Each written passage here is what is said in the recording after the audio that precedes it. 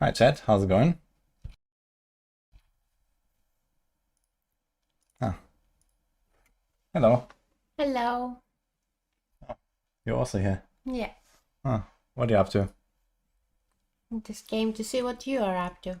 Ah, well, we're going through some very fun patch notes today What? for Path of Exile. You haven't studied them yet. No. What about the bloodlines? Yeah, and barely. I think we're still waiting for the last one. Unless they release something today. PoE login, yes. Nini jump Hello, scare. chat. Yeah, like I didn't really read anything. Seems like it's very short patch notes this time. Yeah, they were very short. Okay. We were expecting a ton of balancing, supposedly. Okay, so I guess we can speedrun the patch notes and then look for a build. I guess there must be some lists of like content creator builds and stuff at this point. PoE is dead. Yeah, I'm not sure about that. No. It's very dramatic. Oh my gen. Wait, let me see that real quick. In the Quill Volley guide, you mean this one? It says Armored Hired What is here, this? but not on the bar, I guess. Oh, Wait, stalled PoE. what happened there? Yeah, someone's asking about my guide here. There's Armored Hired here. So I'm not sure what the fuck's going on. Somehow it's not showing there. It's here on the bar. I'll check this out later. Okay, I'll take a look. Yeah, but you can see the planet that is there. From Sushi. Hi, Woody baby. You are looking very wow today. How are you? I think he means me. Yeah. How are you? I'm very well, cute guys only. It's good to see you too. How are you doing? Are you a cute guy? Yeah. I'm cute for guys. Ah, Yeah. okay. I'll take that. Holy millimeter, man. Look at that. Earth Shatter and Bleed Slams. Interesting. So, maybe I'll play one of those, actually. I like Earth Shatter. Why don't you read the whole thing first? What thing? You haven't read any of the patch notes. Yeah. I just Yeah. wanna take a look here, right? Okay, so you went immediately for the S tier? I mean, I like Berserker and Earth Shatter, so maybe I'll play that. Noob friendly too. That's wonderful. Noobs. I'm gonna play Necro. What are you guys gonna play?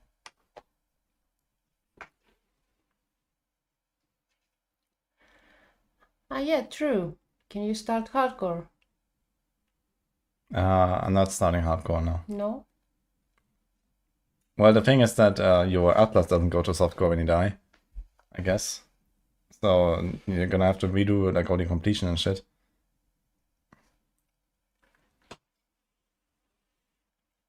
And I mean, the thing is, like in PoE, like I'm way too rusty for hardcore right now. You know, I've barely played the last year and a half or so, or 2 years even. I've played like the league launches a little bit, and that's it. So you know, I'm not really up for hardcore, I guess. You know, if I was like putting in like another 100 or 200 hours and then play more, then I would say, yeah, okay, we can do hardcore as well. Blitz Slayer. Slayer is my second favorite ascendancy. Yeah, I like Slayer too. How long have you since you played Slayer? Oof. You should play now. I think Slayer was actually one of the very first things I ever played in hardcore in PoE. Really? Yeah. A long time ago, like Play Slayer. when Shaper was the pinnacle. Can we vote what you play? You can give suggestions. For ascendancy at least. And then you can choose a skill. Real boys play hardcore. Well, I guess I'm not real then. Unlucky. I'm not playing back home. What's that, Wonkas? Hi, Wonkas. Okay, see you later. Is this your build or what? Wonkas builds? Peacock Pathfinder. I mean, that's what I've done last week. I'm not gonna do it again. But it was very nice. I need something that can do Ubers. And I guess a melee guy might be right for that. I don't want to do mines or ones. We've done enough lightning arrows in the past.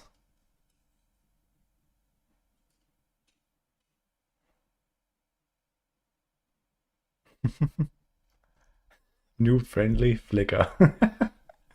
Like that. Okay. Alright. Yeah, I might go with one of those two, actually. Viper Strike Slayer.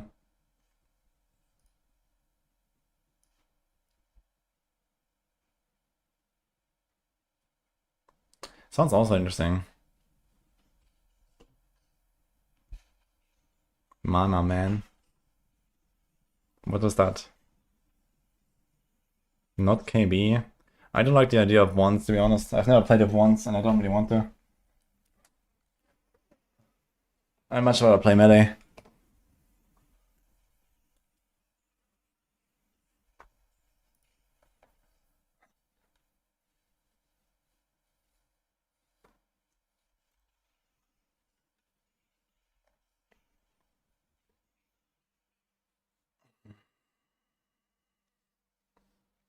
But yeah, it seems like very high up here as well, so I guess wands might be like a thing.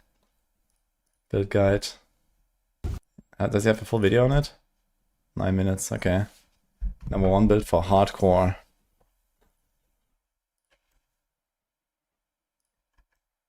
Saw out the video on Slam and patch 3.27. Okay. Yeah, I keep this open for later.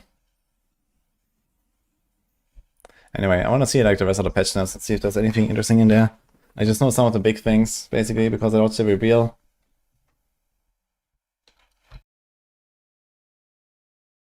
Even more number 1 on softcore first week too. Like, are we expecting that like the content is gonna be really hard and stuff? Or like, why is it like so hardcore? Like, why is it so number 1, basically? So easy to craft good gear. Really? What kind of weapon does it run? Usually like these big two-handed fist weapons are kind of tough, no?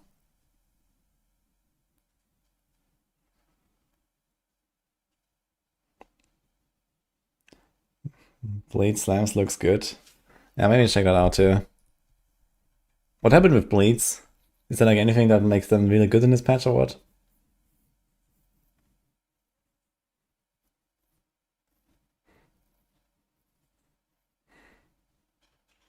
It's definitely a Wonder Lake.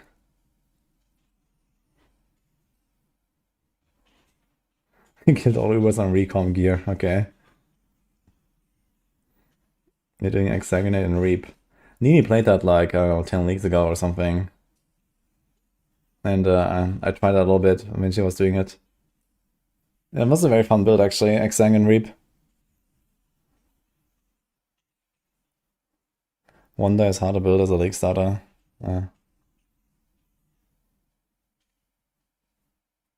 Yeah, I don't know. Like, I see Earth Shatter up here, like, I think I'm just gonna take that, honestly. It's been a while since I played some slams. New bases, new skills. I heard there's like new rings coming or something. With like max race or some shit.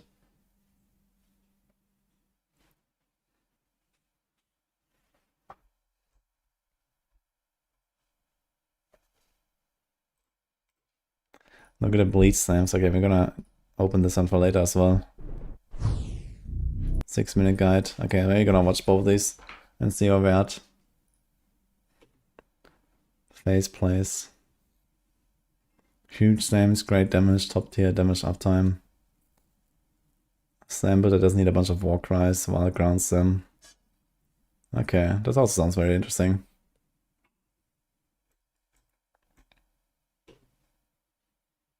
Maybe just check it out while we're at it. Hey guys, Face Plays here with a build guide for Bleed Slams Slayer.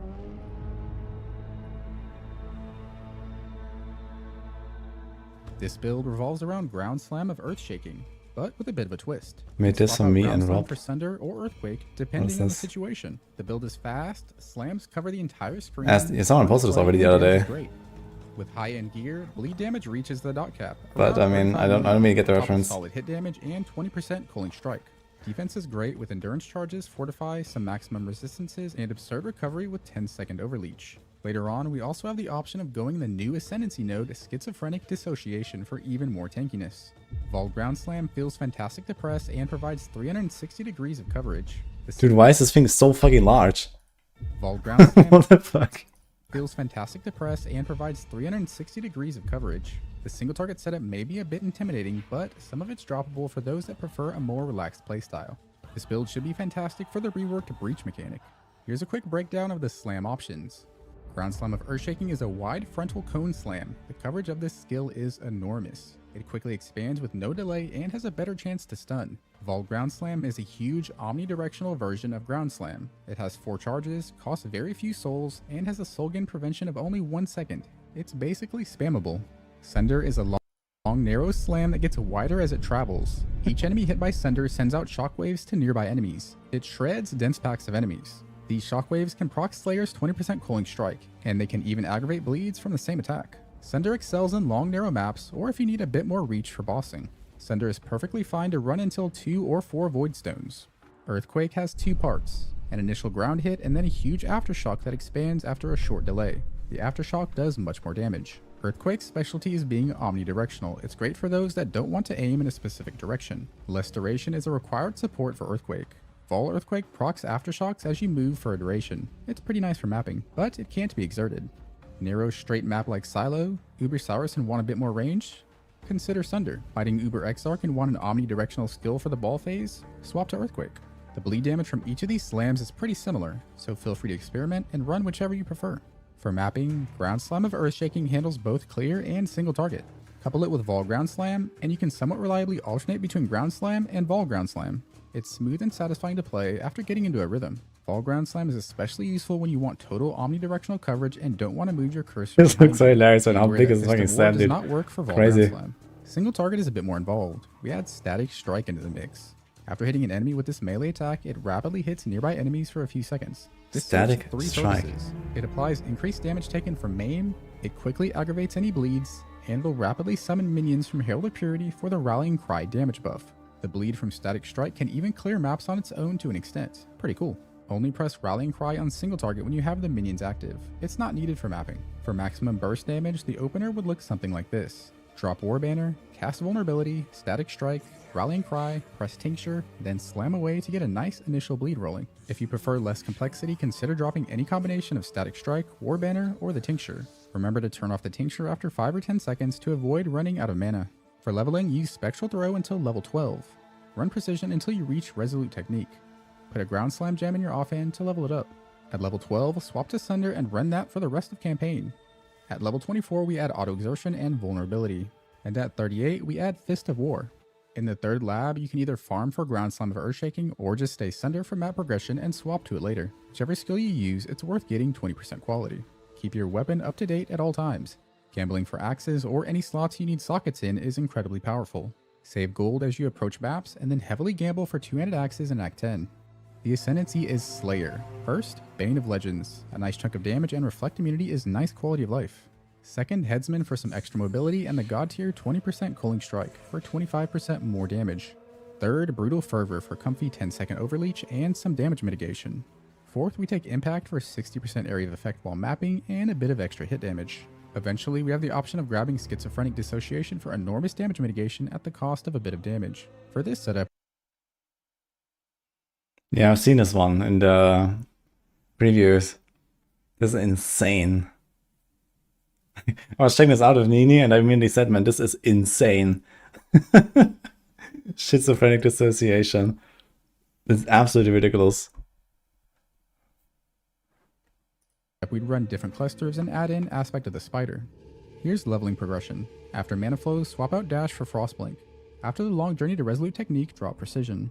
With the Exert wheel, make sure both Intimidating and Seismic Cry are auto-exerted. Then we start grabbing bleed nodes. Be sure to Intimidating and Seismic Cry they are auto-exerted. Then we start grabbing bleed nodes. Be sure to use the loadouts at the top right for early game, mid game, and late game. There are multiple gear sets. Ideal axe bases are Sundering Axe early on and late game a Ball Axe. The damage while leeching crafts on gloves and amulet are huge value. Rizlatha's Coil is a massive damage increase, catalyst it with attack quality. Light of Meaning is great in this socket, but Falborn the Red Dream along with fire resistance tattoos would easily replace it.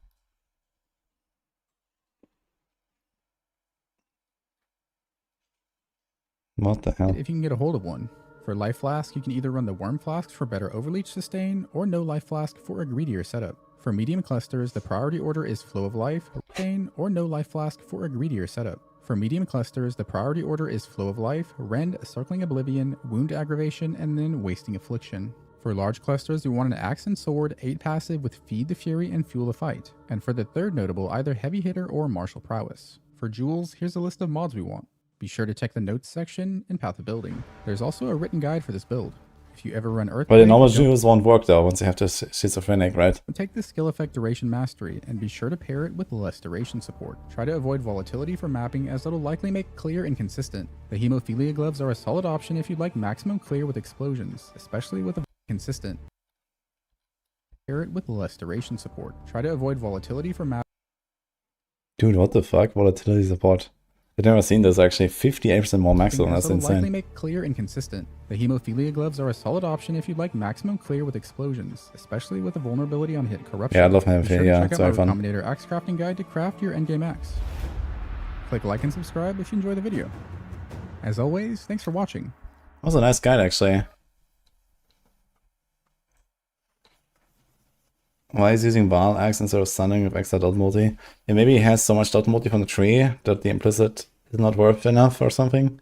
Because dot multi usually stacks up additively with itself, right? And I suppose Val Axe probably just has like higher DPS. Maybe that comes out as more. Yeah, that seems like something as well. I want to see Nick's video as well. This is 9 minutes. Hey guys, with 3.27 around the corner, a lot of people have been asking me about Earthshatter Slammer since it wasn't in the patch notes. And that does mean that it is going to be good for 3.27 again, probably an S tier starter. Unmatched in hardcore. You cannot compete with slams in hardcore for the first couple days of progression. And in softcore, I would still say it is an S tier starter. It does get outscaled after a few days of gameplay if you have a lot of investment that you can put in the build. Other things tend to outscale it a little more, but for getting your 4 Void Stones and progressing through the game initially as on a League starter, it's pretty much unmatched. So, that being said, let me get into what changed for 3.27. Nothing. So basically nothing changed. If we want to take the new Bloodline Ascendancies, you can get rid of Carnage, since it obviously has that 10% increased damage taken downside. In case there might be something more valuable we can get from Bloodline Ascendancies. I've also seen the Adrenaline node, which maybe makes you want to ditch Rite of Ruin, Crave the Slaughter, and go for the permanent Adrenaline. That stuff needs to be experimented with a little bit to see how good it is. But besides that, all I've really changed with the guide is I threw in Ben's Suppress gear and his tree, so you guys can take a look at that. If you want to invest in Suppress, this is kind of the idea. You're going to go for like small cluster jewels plus Suppress rolls on gear and Anoint. You probably would still do that if you want to go for super high investment slams this league. But for majority of people, just like playing slams as their starter and then maybe looking to reroll or you know, they just want to not bother with Suppress, I still have that same setup in here. And nothing much has changed there. Just going to be leveling with Sunder, Ground Slam 1 to 12, then Sunder, and then we eventually switch to Earthshatter after we get 20 quality on our Earthshatter at maps. I've got everything in the guide here. And with all that being said, I'm going to do a quick T17 just so the people who've not seen Slams before can see how it performs on very high-end gear. The character I'm going to show you is Suppress Cap character with a very, very good Kurui chopper. Before we go into Tier 17, I wanted to talk a little bit about some of the pain points of slams for people that are newer to slams or haven't seen people play them before. First and foremost, Echoes of Creation. Do not equip this item before you have things that allow you to put... That's Ben's helm, right? From, like, is that from Uber Maven or something? The first time I actually see this use. +1 cooldown use. Okay. Put it on, essentially. Equip this item before you have things that allow you to put it on, essentially. You can see here, skills deal 15% more damage for each Warcry exerting them. We have a ton of Warcries. It is a lot of damage to put this item on. However, when we attack, we're taking a ton of physical damage for each Warcry exerting the attack, which is a lot of Warcries, so we're taking a lot of physical damage.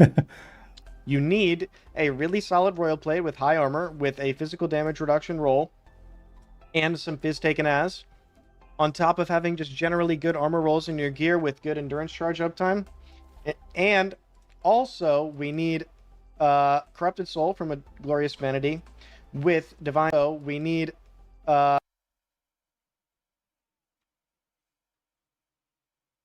Corrupted Soul from a Glorious Vanity with Divine Shield.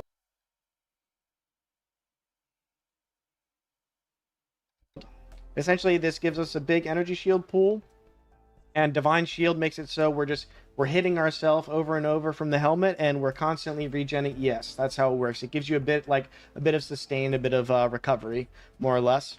So you need these things to play with this helmet on. If you don't have these things and you just put the helmet on for fun because it's cheap, maybe in softcore, you're just gonna die a lot. You're gonna kill your character. It's gonna be painful. Also, I wanted to mention, because a couple people had the issues last league, definitely consider running elemental flasks in when you're starting to do tier 17s. They will help a lot. They give you some max res. They're easy to sustain, and they'll just make you generally tankier. And you don't need a Quicksilver on slams. You're just leaping, right? And then also the other massive pain point with slams is going to be mana management when you enter a map. I wrote it in here, but you need an Enduring Mana Flask when you enter maps. Need. There's no going around it. Until you get a Mana Leech Jewel plus 1 Elrion Craft. You can also, if you're very annoyed with your mana, run 1 less Warcry just to have a little bit more to work with. Because if you don't have 100% Enduring Mana Flask uptime, then it can be a little painful.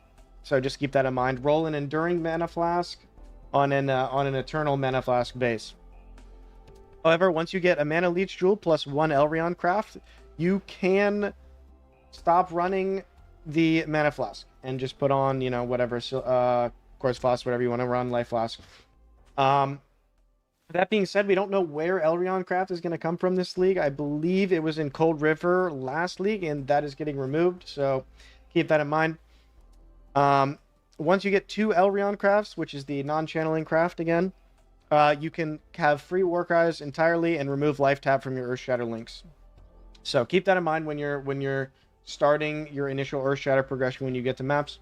I just wanted to talk about that. Alright, let's get into the tier 17. Alright, just going to throw in a quick fortress here. This map is Monster Life, Crit, Frenzy, and Feeble. But just wanted to do one quick T17 just to give you guys an idea. This is a very high-end character. Keep this in mind. So it's very high investment.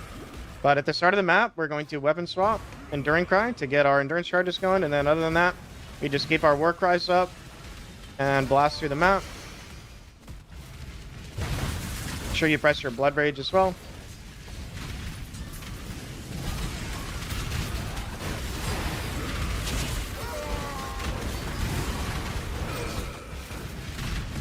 The rotation for mapping is pretty much just take a peek at my exerts every once in a while and make sure my attacks are always exerted, bottom right.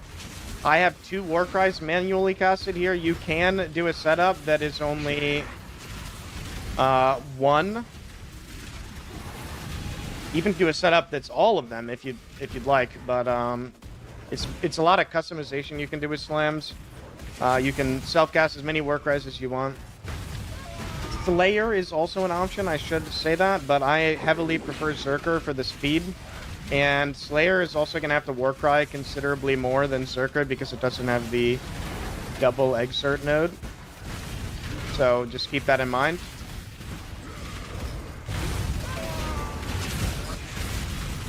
Not quite sure if I have map effect on this atlas. I do have map effect on this atlas, just to keep that in mind when we're testing here. So this is Fortress Boss. It's not going to be like insane DPS, but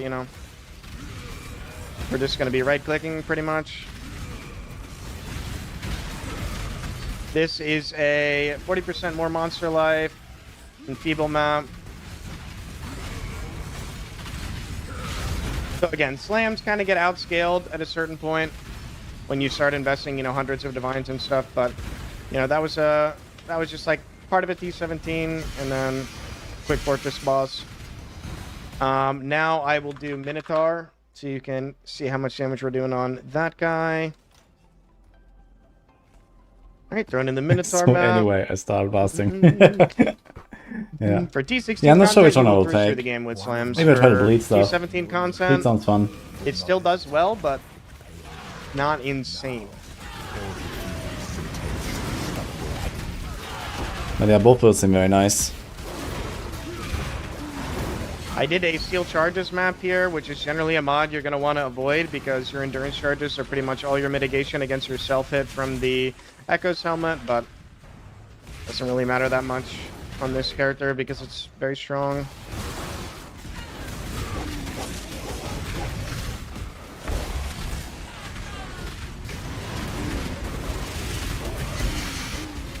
And as far as builds you can transition into, if you plan on starting slams and want to not necessarily just full commit slams forever, strength stacker and to not necessarily just full commit slams forever.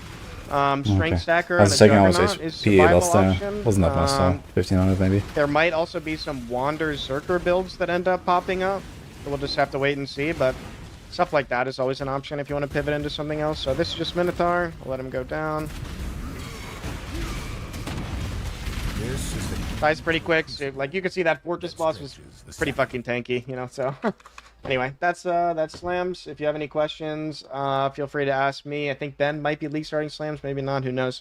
I'm probably not gonna league start slams for the fact that I've played it a billion times, and I'm more interested in doing something a little bit riskier, maybe. But yeah, really solid starter. So can't go wrong with that. POB will be in the description. And yeah, have fun. Have a good league start. Wonder Circa. I mean, it sounds very funny, to be honest. Either way, I'm gonna get this one later. I'm going through the patch notes a little bit.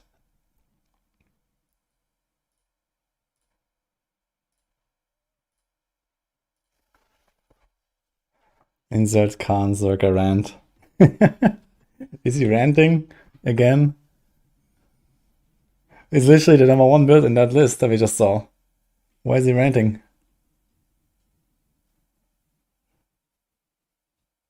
You're also going to roll hardcore at least once this league. No reason not to with the changes. Yeah, I guess the biggest reason not to roll hardcore is that if you make it to maps and then you die, your Atlas probably will stay there and will not go over to softcore, right?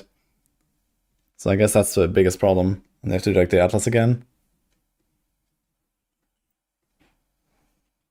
Slayer's base, Circa is cringe. Yeah, Slayer's cool. Khan is always ranting. Uh-oh.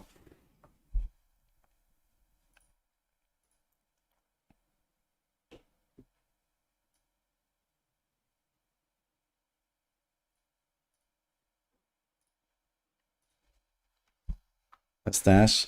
I mean, a stash, you can just rip that over, right? This is not a problem. You just make a level 2 character and take everything in the inventory and die, and then you have it. So that's not the issue. But I guess the Atlas is a bit annoying. You can transfer all? Okay, if you can transfer the Atlas over, then I guess there's really no reason not to do hardcore if you intend to play hardcore and then would just continue softcore or something. But I mean, for me, I don't know. I would do hardcore if I was like playing the game a bit more regularly. But since I play PoE 1 relatively little these days, I don't think it makes too much sense to go hardcore for me.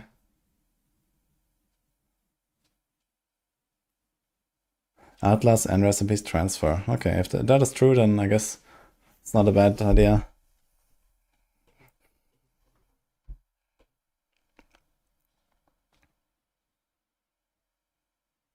Okay, let's like not spend hours on these patch notes, so kind of like speedrun this.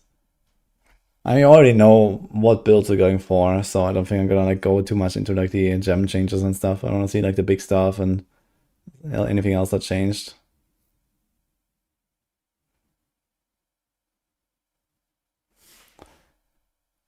Okay, new content and features. Okay, I've seen that.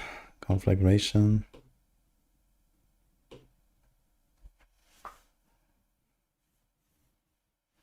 Thunderstorm. Have they shown all the gems? Do we have like gem info already? Is this out? I'd like to see them.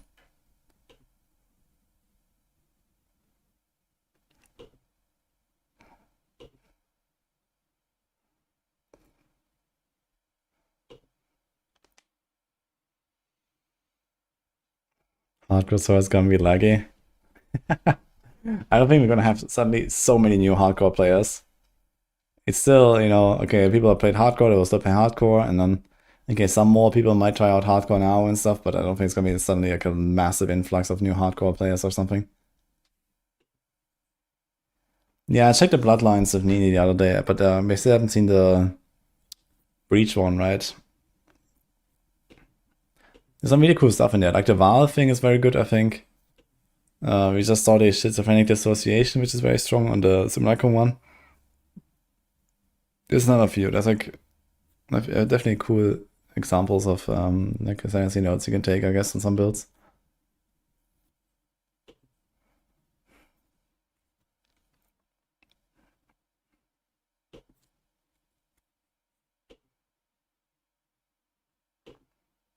A lot of new gems. Seems like a lot of bow and one stuff, yeah. Kinetic Rain, Kinetic Fusilade.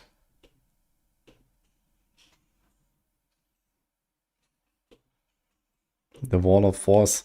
Like I saw like arrows set up with like the ice shot of something. And then use Wall of Force to explode on the wall and shotgun. That seems ridiculous as well. I mean, it's gonna be nuts. I was actually considering to start this maybe. This also seems like it's gonna be an insane build.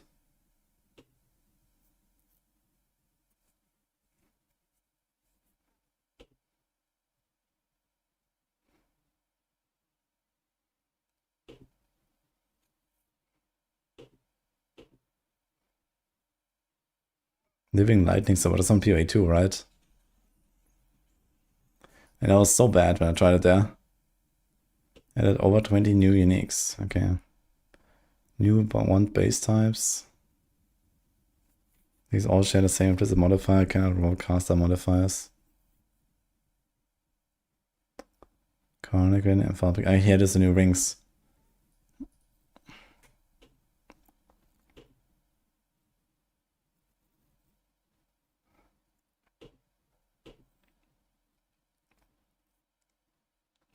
Oh.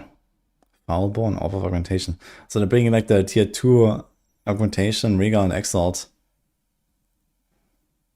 Basically. With higher level modifiers being more likely. Interesting.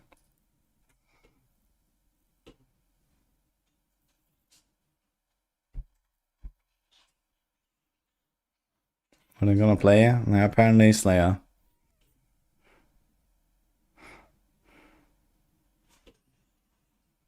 Augmentation implant, Regal implant, Exalted implant, Unstable implant, which corrupts a graft. Yeah,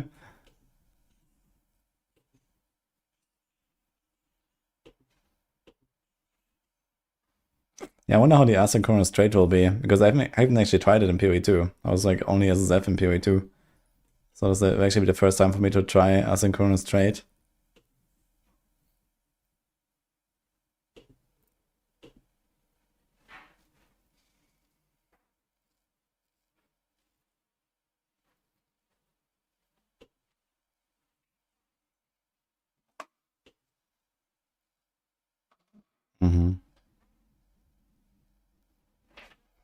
It works just like a trade website, but full in-game.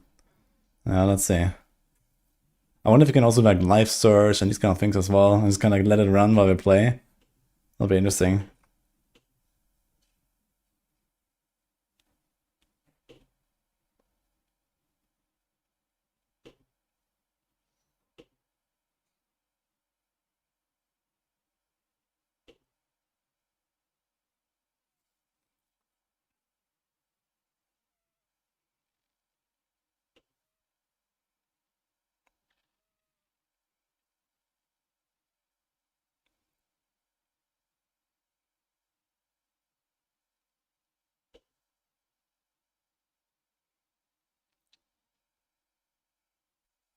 Oh, interesting. Blending of corruption is removed, and we just get Varlorps.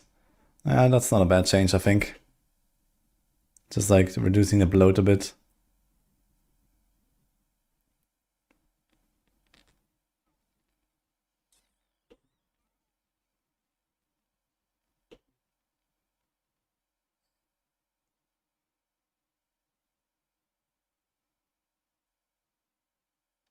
Wait a minute, Bloodline classes to the base game. Is it actually gonna stay after the league or what? Is it like a permanent feature? Is this confirmed? Moody degenerate trader arc. I mean, you still need gold, right? I can't do that degenerate trading. I mean, I don't know. Is there like a way to buy items that you can vendor for a lot of gold, so they can like sustain? Oh, this is actually core mechanic. Holy shit. Okay. Interesting. Kind of cool. I like the idea a lot. This is very cool.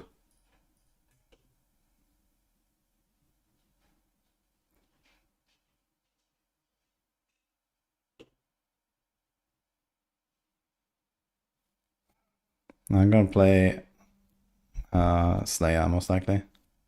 There's Druid coming, and not to PoE 1. In PoE 2, we expected it, well, the previous league. It didn't happen this league either, but most likely next league. This will always cost more to buy than sell. Okay. So there's no way to like, for example, in PoE 2, there's like this omen of whatever the fuck that allows you to like render items for more gold, for example, when you have the omen active. So you can just buy like a stack of these omens and then render random shit. And this way you make gold.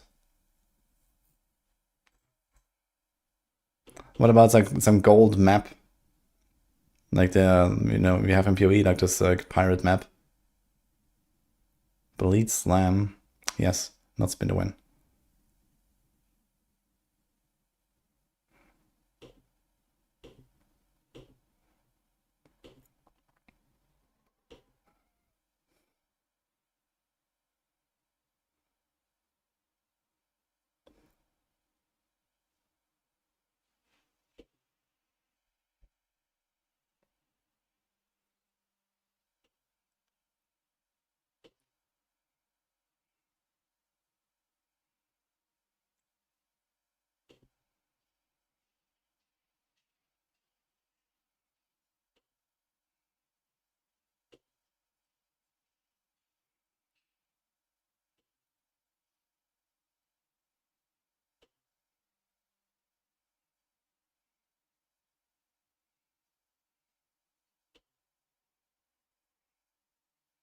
He counts the items for gold in PoE 1. Ah, shit, you're right, actually. Oh, man. Yeah, dude, with the two games, there are like so many similarities, but also like these little differences, and you're like, oh, shit, you have to like remember everything. Okay, Atlas pairs of 3 changes. Okay, we saw the sulfide change.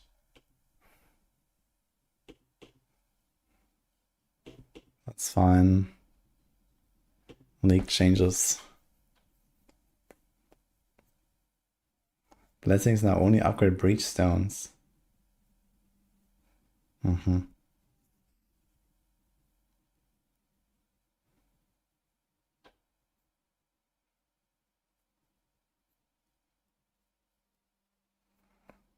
Valdo's puzzle box can produce outcomes containing breaches or breach laws during keywords of the Flame League. Interesting.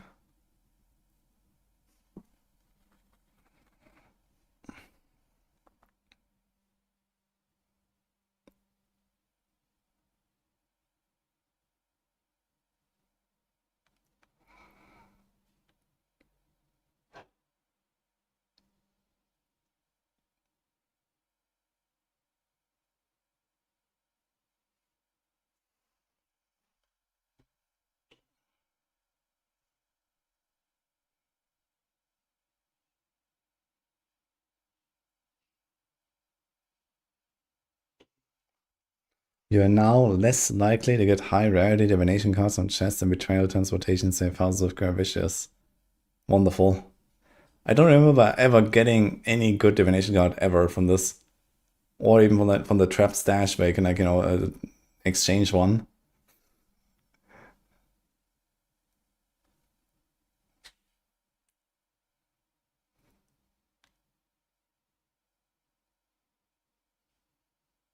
Oh, Harvest Reforged cards which guarantee a certain modifier. Will now restrict modifiers on items which restrict modifier types such as cannot roll attack mods. Yeah, that's actually huge.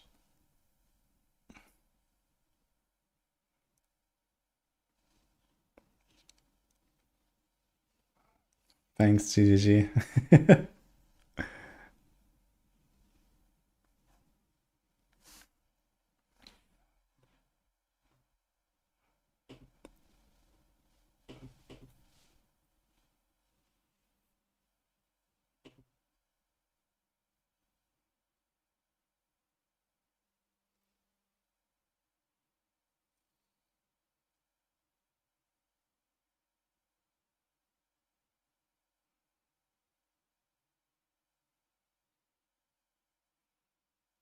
Yeah, I like this that you don't need to buy the best showing orbs anymore for the beasts. You can just get rid of them and clean up and stuff. That's nice. I think they could probably like make a bit more quality of life for beasts still. Like there's so many like random beasts that don't really do anything, right? There's just a random rare beasts that they don't really care about. Maybe it would be like a faster way to like, I don't know, make space or whatever. Joining orbs no longer drown the player faster when they have sources of divas on you expire faster. That's hilarious.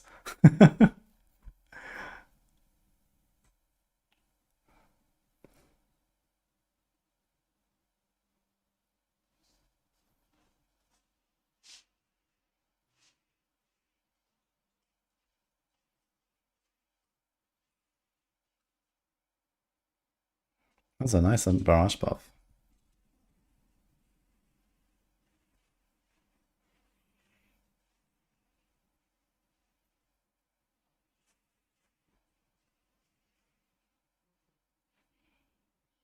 Barman nerf is insane. But I mean, for like mapping and stuff, it shouldn't really matter, right? 5 seconds duration, you're probably just gonna kill everything anyways. Mostly like for bossing where it's nerfed, I guess, with the duration. Am I going to play last Epoch if there's new content? Yes. But I sure hope they're gonna launch it in November. For everyone's sake. Especially theirs.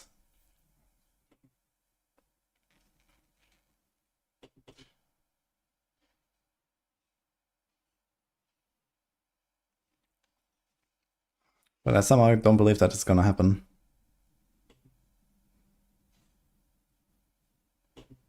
Season 4. Yeah, there was like no teaser or announcement or anything yet, right? But they basically just have like November to release anything.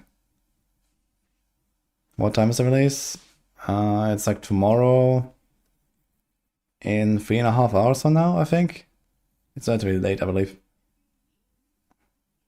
Then we got a sub from Nick. Thanks, Nick. Appreciate that. Should get it around Thanksgiving. Okay, that's that. November 27. Yeah, if it is around that time, that is perfect, right? It's like PoE is out for a while and before D4. So if that is the LE launch, that will be perfect. Or like, I don't know, the Friday, right? Or something like that. Maybe not Thanksgiving itself, but the Friday, I guess. Whatever Nick's starting, I'm probably gonna go to Bleed Slayer. Yeah, I'm pretty sure PoE 2 and PoE 1 they launch at the same time of day. So, yeah. Lots of like relatively large buffs here. People said there's not much like balance changes and so on, but I see a lot of adjustments to skills here, to be honest.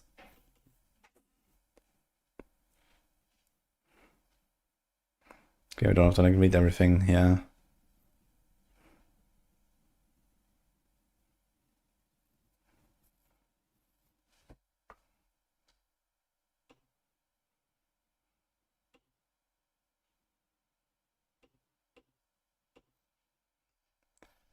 PoE2 0.4 is very likely late December. Yeah, I expect that right before Christmas. They're probably gonna wait like until 2 weeks after D4 or something, and then probably gonna launch 0.4.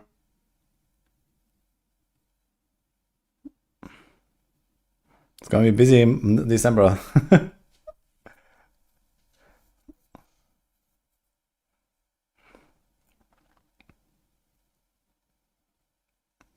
Thanks, Maxstar. Yeah, I'm looking forward to it. I only played like a few days last time in PoE1. Well, it was really fun. I went to level 94 with, what is it called? Poison Conch of Bouncing? Pathfinder. Killed the Ubers. That was cool. But yeah, I only played like 3 days or something, or not even. So I basically did Atlas, Ubers, and that was it. So maybe gonna do a bit more this time. But otherwise, I'm also gonna do a bit of variety, I think. I had a bunch of like very interesting sponsored games lately that maybe I'm gonna return to and continue, like the Void, for example. That was cool. Maybe I'm gonna log into Last Epoch at some point. We'll see. I also still have 2 levels to farm on D4. I'm Paragon 298. I need to get 2 level ups. At some point, I guess.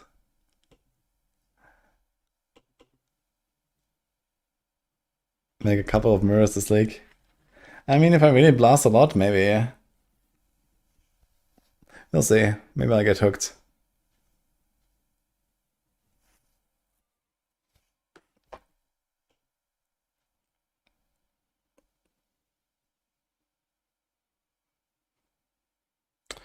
Yeah, I mean, I can do it if I want, but most of the time I kind of like, I just like to make my characters and like, complete the game and like, do the Ubers of them.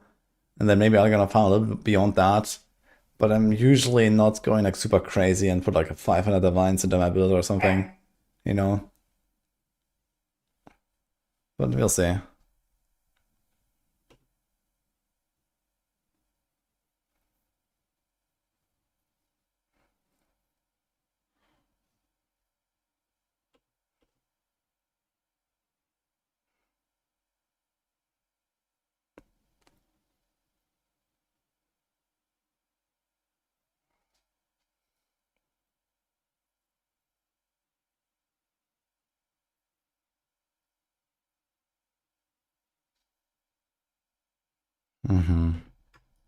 Energy leech support nerf is, well, isn't necessarily a nerf.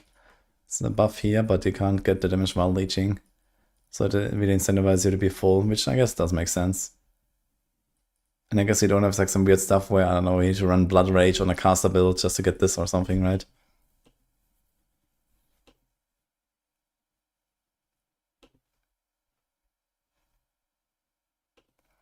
You've been playing 6 years and have 0 mirrors dropped. Yeah, I mean, you don't simply drop a mirror, right? You buy one mirror. Nini actually bought a mirror last league.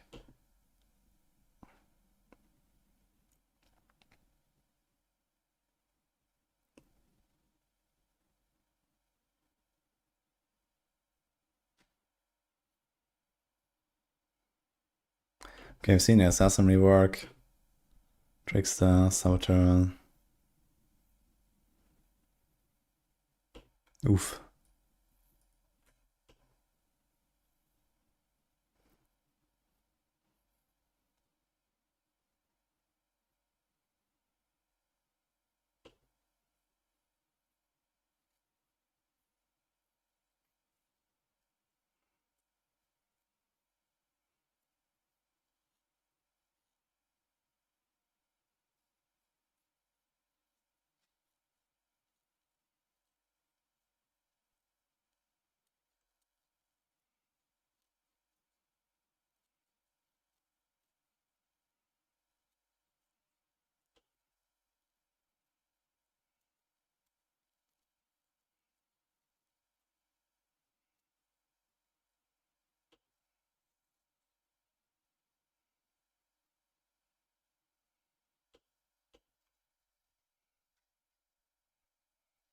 We need 2 mirrors really easy.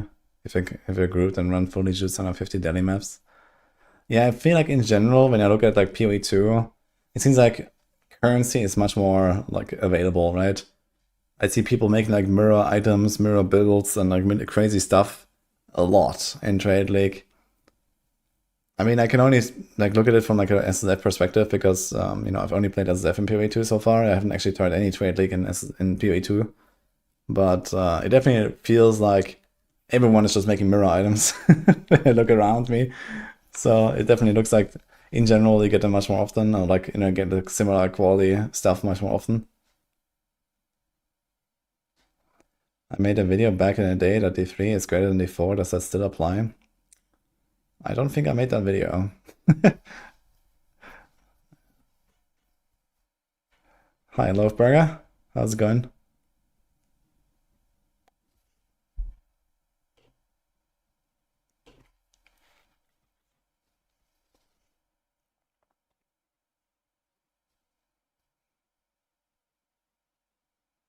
So they changed all the wand bases basically for the uniques. This probably has to do with like the new wand bases they made, and they put like some of them on, you know, either a spell wand basis or an attack wand basis, I guess. Okay, whatever.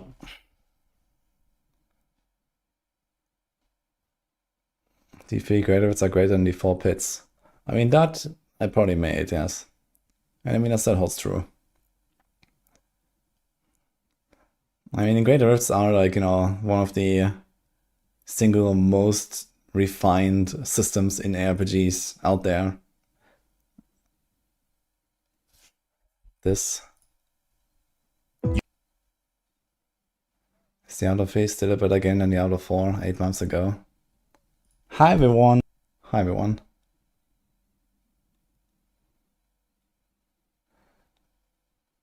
Well, I mean, this was very specifically about, you know, Greater Rift pushing and stuff like that, right? DPS checks, boss fights, class balance. I consider Diablo 4 a better game overall. But yeah, in terms of like high-end stuff, skill expression, and build variety, I guess Diablo 3 does some things better. But who says for how long? We're getting the tower now. The tower is promised to be developed for a long time to come. So I'm not very too worried right now.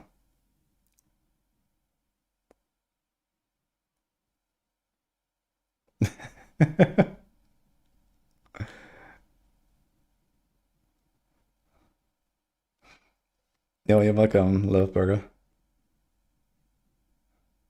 Yeah, I mean, Season 11 is gonna be big. It comes on the 9th of December. Passosum.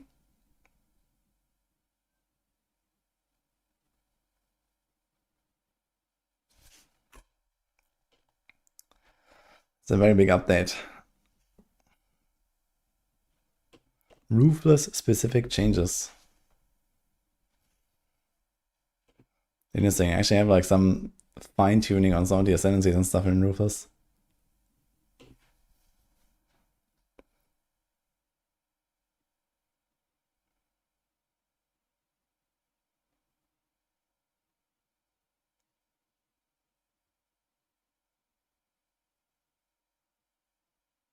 Mm-hmm.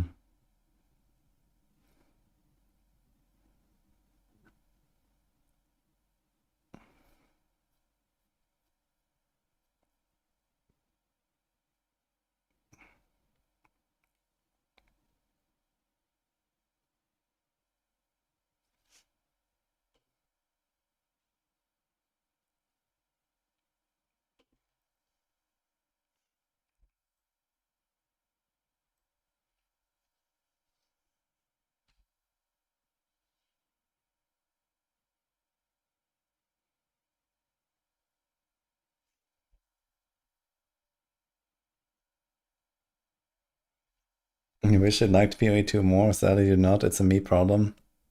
Personally, I'm a big fan of PoE2, I gotta say. I had a blast so far, like the last year playing PoE2. I played each of the year leagues a lot. Not so much in 0.2 because I think we had like only 10 days or 12 days or something in 0.2 where I was blasting one character to like 97, I think, on SSF. But I mean, that was nice anyway. But in 0.3 I played a lot, and 0.1. You haven't played 30 seasons in D3. That's a lot of seasons to miss.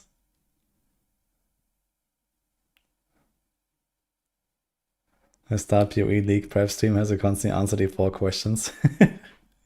Yeah, I don't know, it is what it is. You're usually bored of PoE 1 by the time you hit maps, and not new, but not an expert either. Well, we had this list here, so I just looked at this here. It has a bunch of decent choices, and look if anything is up your alley, I guess.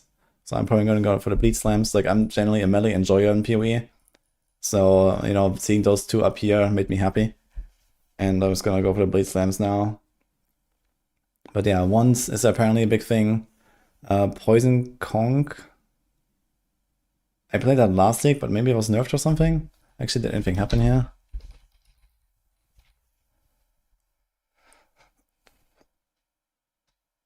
Yeah, they nerfed it by like 30% actually. Not the worst, but that will be noticeable for sure. But that was pretty nice, Poison Conch off bouncing last league. Did I watch the video? No, actually. But I watched the 2 guides here from Nick and FaZe. You love melee and PoE, GG does not. And yet, they are quite far up there.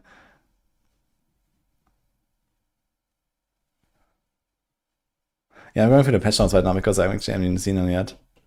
And then I guess we're gonna check out the POV for Bleed Slams.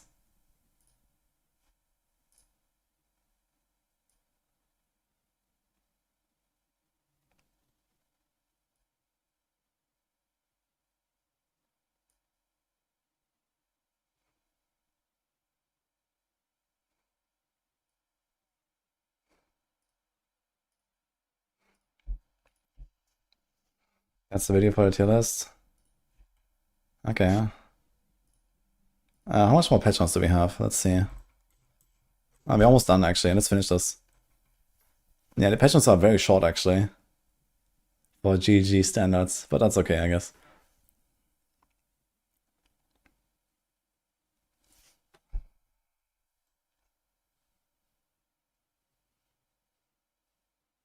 I like this here. They didn't say you have to hold control instead of alt to software augmentation. I thought they said control in the video. But yeah, this is kind of cool when doing spamming. Is melee good in PoE 1 now? Apparently, yes.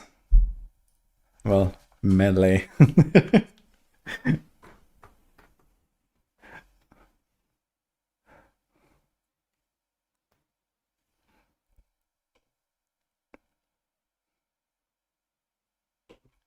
Okay, any interesting bug fixes?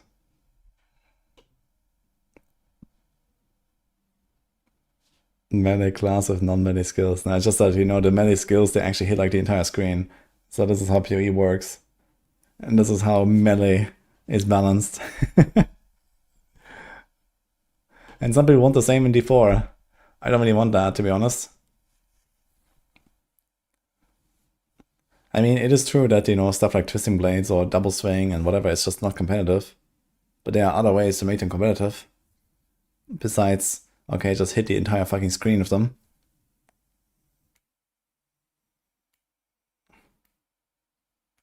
And the range skills are rolling magma. Okay, I don't think I care too much about the bug fixes, so... New patch notes. Okay. Wait, they were already actually added already. Okay. Yeah, fine. So let's just open this here. Ah, there's a spicy sushi video. Sure, let's watch it. Yo, what is up, everyone? It is Spicy Sushi.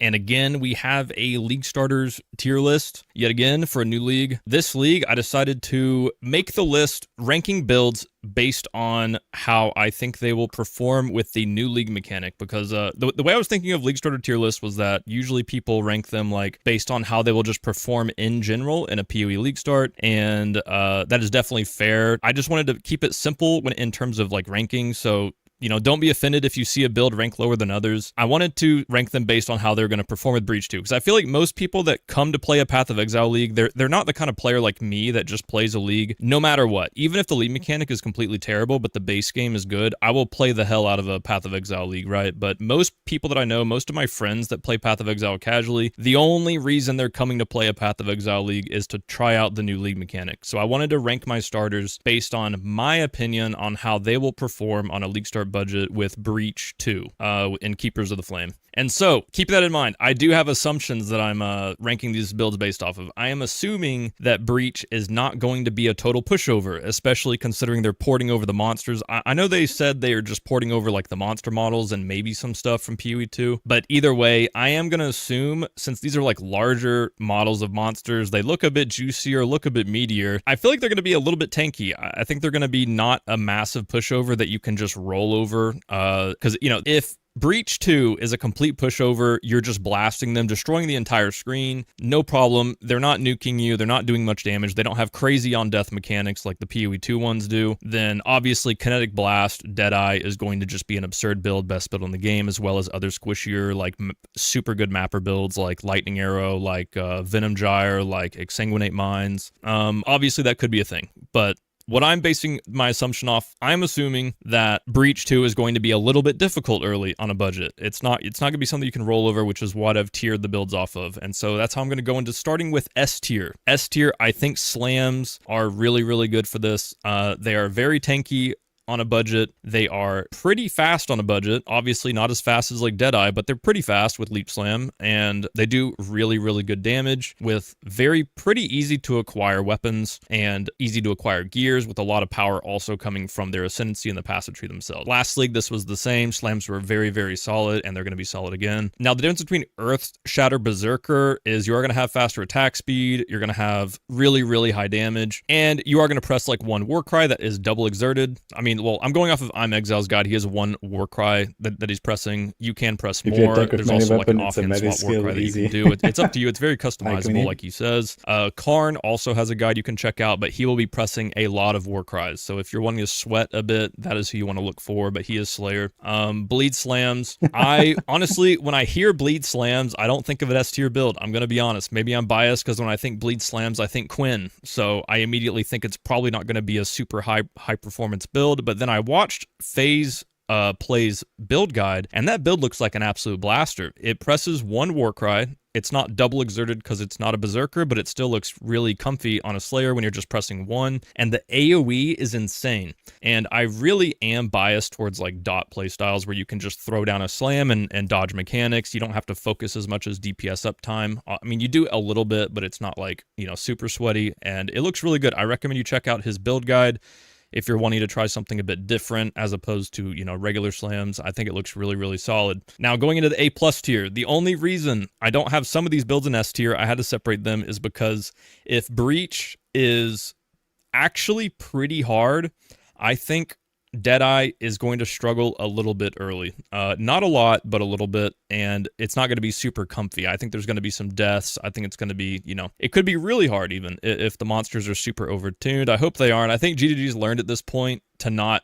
crazy overtune monsters. We've gone through years of pretty bad patches with that, so I'm pretty hopeful, but I think they won't be a pushover. So Kinetic Blast, super fast, amazing mapping, very solid damage, crazy buffed with this league. So that is something to look out for. If you are, you know, I mean, if you're going to follow a Fub Gun build, you know what you're getting into, right? I mean, you're going to play a Map Blaster that is a little bit squishy, so, but has really good scalability and a good build guide. So I don't think you have really anything to worry about as long as you know what you're getting into. Now, Poison Concoction of Bouncing, as usual, really strong league starter. It's been really strong for quite a while. I do recommend you checking out build guides and watching the gameplay. Nice. It's something that you'd be into doing because it is maybe an acquired taste for some. Poison builds and Peaconk in general. usually you start Poison Concoction and then you transition into the next build like Mamba or Poison Penance Brand for bossing. Like I have 2 examples here for you. Mamba looks very solid for mapping, and it looks pretty doable if you want to before Peaconk. Honestly, I've looked at Poison Concoction POBs, and it looks way stronger just to play that as long as you can until you start running out of fumes. Like, you start running low on fumes or something, and you're like, all right, I got to do something different, and I have the currency to swap. I'm going to do it, but Crouching Tuna is going to be starting Mamba from campaign, so it's pretty interesting. I looked at the POB. It looks pretty solid as long as you understand that you have to get like some pretty solid weapons early from either the vendor or crafting with an essence or something. So just keep that in mind. And then Path of Exile Boda actually came out with a really, really, really good League Start guide. It is in, it's not in English, but it is dubbed to English, so you can watch it and you can follow it. So, and it's really well made. If it was just Poison Penance Brand, I would be a little bit hesitant because I don't think Poison Penance Brand is super new player friendly. But he includes a very, very extensive Poison Concoction of bouncing setup that you can follow as long as you need to or as long as you want to. And it does really solid damage, going up to like 30 million DPS on medium budget. So I think it looks super good. And the last build in A+ tier, I have Corrupting Fever Kinetic Blast Elementalist. Corrupting Fever Kinetic Blast Elementalist, I looked at the POBs, I looked at I'm Exile's video on it, and I think it looks very solid as a super comfy breach farmer. The only thing that I'd be a little bit worried about is the damage if these breach monsters are very tanky. This could pose a problem, but it's not a situation where you're going to die because they're too tanky and you don't do enough damage. The build looks extremely tanky with 75-75 block, spell suppression evasion, massive ES pool. So you're definitely not going to be dying to these monsters, but they might be dying a little bit slowly, if that is the case. So I think it looks really good. If I were to do T17 strong boxes or something, this looks like an amazing build for that. It looks very comfy. The T17 boss will take a little bit of time to die until you get to like high budget, but it does look a very, very comfy farmer for that content. It is also obviously solid for Legion and Breach and stuff, but I think in content that requires you to be very tanky, I think it excels that. So I do recommend that. So moving into the A tier, I'm going to cover some of these builds quickly. Hit-based Viper Strike with the Mamba. This is what Rutu has cooked up instead of Smite from last league. This build looks like it does a lot more damage and is a lot more comfy to play than Smite early. The AoE is significantly less than Smite. I will say that. The DPS looks very good though, and he did mention that he recommends going to Smite of Divine Judgment later. Not having a Mercenary is not a problem because his Smite is Cold Smite. It's cold scaling instead of lightning, so the Doriani Merc was never a consideration anyway, so it should perform just as well as it did last league. So it should be pretty solid, and I recommend checking that out and following him for that. And I heard Tai Killer might be playing this build as well, so you could watch him. All right, going into Exsanguinate Minds Trickster. Exsanguinate Minds is an amazing mapper. It was incredible last league with T16.5 memory maps, doing like 4 risk content. Even though the maps were excruciatingly hard, it did not matter because Exsanguinate Minds just clears off screen.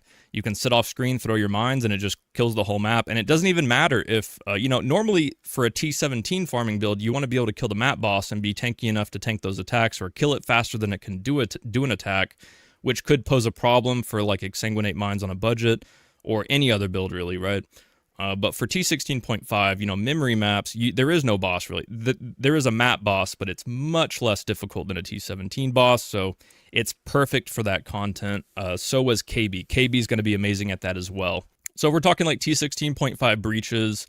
That's why these map blaster builds might turn out just being so far above everyone else if the breaches are actually not that crazy difficult, like Exsanguinate Minds, KB, Kinetic Blast of Clustering, Man, right? I think those builds might turn out being extremely far ahead other builds if that content ends up being better than most. Oh yeah, also Exsanguinate is an amazing bosser. It does require a bit of currency to get to the point where it's doing uber bosses compared to maybe Archmage or something, but it'll be very solid. I think if you're getting into this build, it's not as much the bossing that you care about, but you care about bossing and mapping, and I think it's a perfect mix of those two. Fearless Dumbo makes really good build guides, so I recommend checking him out.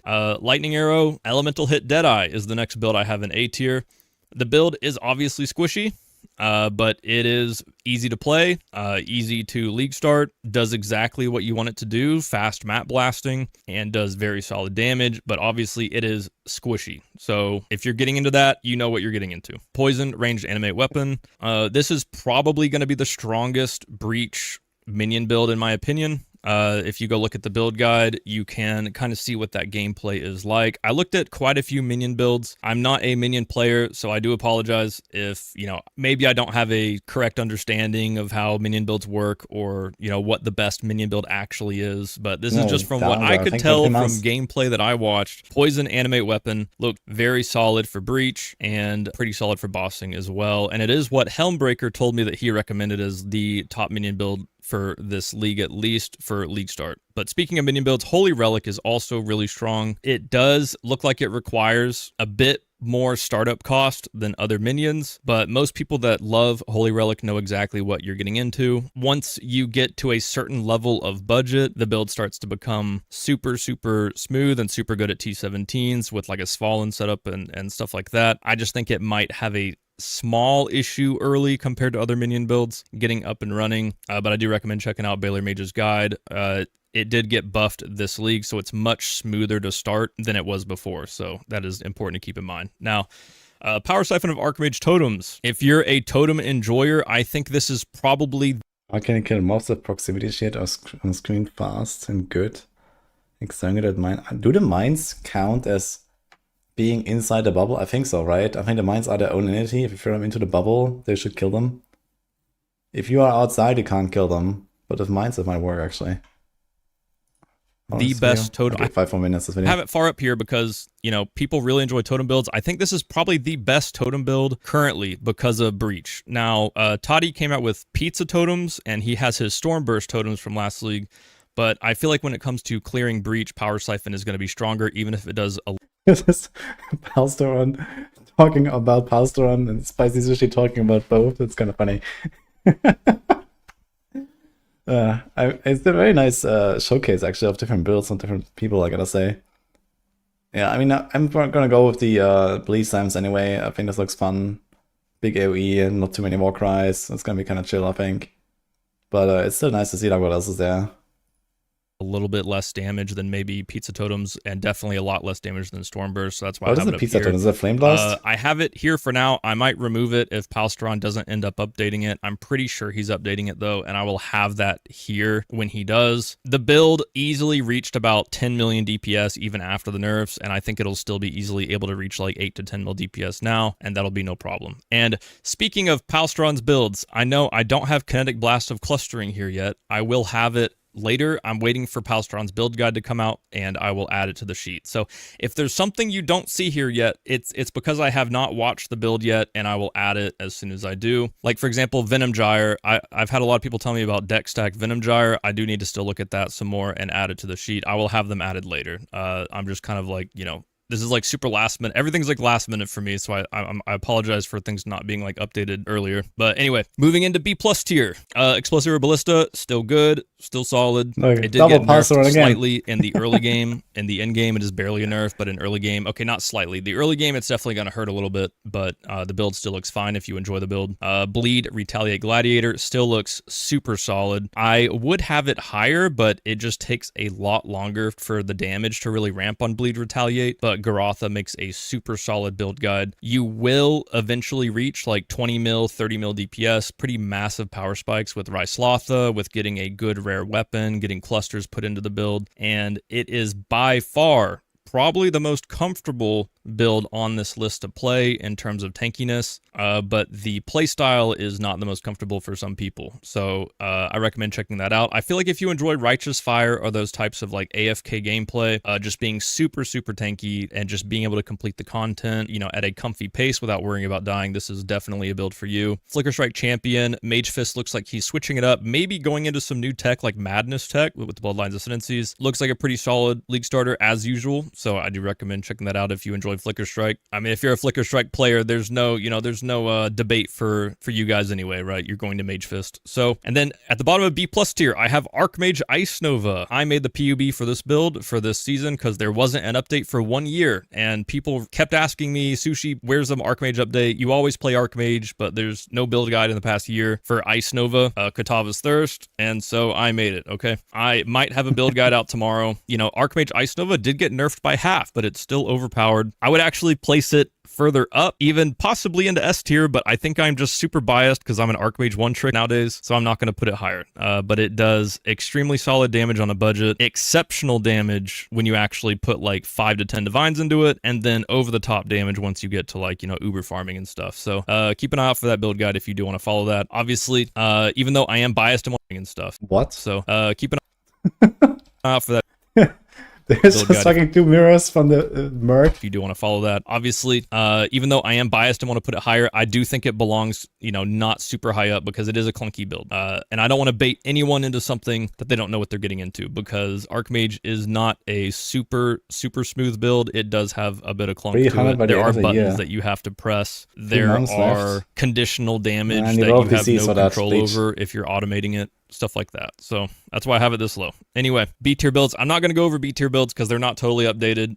They're basically builds from 3.26 that I haven't looked into a lot, but they were in B tier last league and they haven't gotten any significant buffs whatsoever. Not really any crazy changes, although minions might have been changed quite a lot from the Bloodlines Ascendancies. So I might be moving up minions, but I'm not going to go over the B tier builds. Besides, RF Chieftain is a solid B tier build every league because it is an amazing build guide. I mean, Pox makes probably the best Path of Exile build guide out of all creators, and a lot of people play this build every single league, no matter the changes, no matter how underpowered it might be to other builds, but because they know no matter what, they will have all of their questions answered. Any issues will be addressed in the FAQ or like by asking the creator, and it has like kind of stood the test of time. So if you want to play RF, you always know that you have Pox to look at for a guide. So I have it here. Obviously though, I am just worried about these B tier builds, because if breach is really difficult and it's like not easy at all to do on like 1 mil DPS or something, I think these builds in this B tier are going to have a lot of issues, like RF Chieftain. If you can't just explode the entire breach and you suddenly have 3 or 4 beefy breach monsters surrounding you, passing you back and forth, you know, there might be some issues.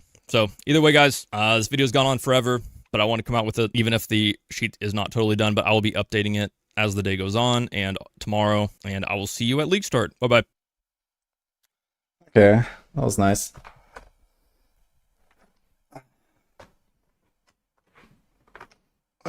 When is the last Epoch new season?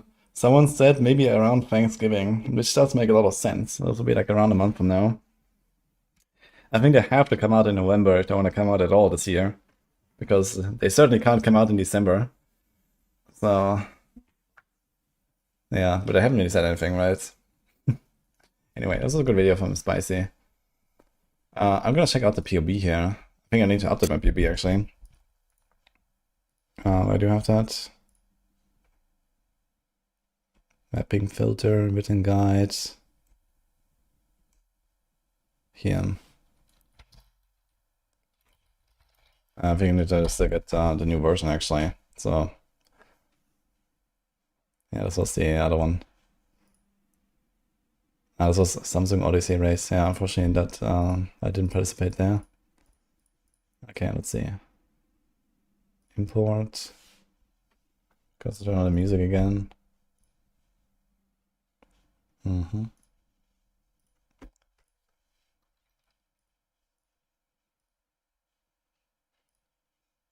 Update.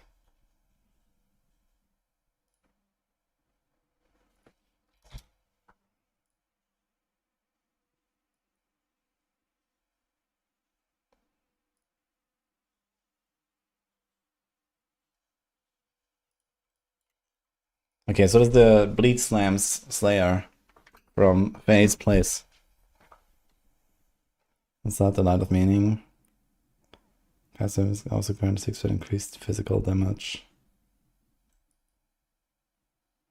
And a tattoo. Was it like some other jewel that they were talking about? Or was it in Nick's video? Maybe it was in Nick's. Unwavering Stance. Iron Reflexes. How much armor does this thing have? 30k. Honor Suppress. Full DPS has 50 million, holy fuck. Is that on Pinnacle Boss? That looks nice. What's the weapon? Okay, 1300 DPS though. Fist damage over time. Damage per endurance charges. How many charges do we have? 4 Frenzy, 5 Endurance, Cruelty, Onslaught. Onslaught is from like X node, right? Intimidate, Rage. Am I confusing this PoE too? Where do we get Onslaught here?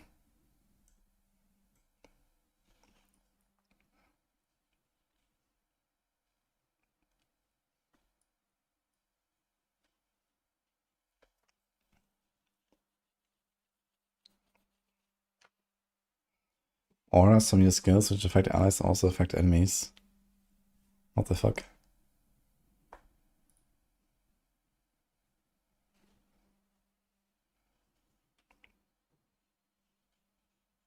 He has Pride, and that's the only aura.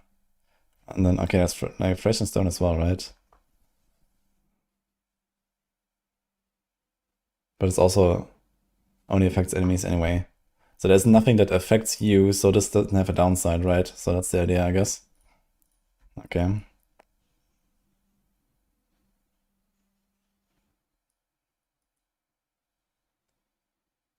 Also DPS, I cover it. Full DPS does 50 million. Best bleed DPS does 35 million. Yeah.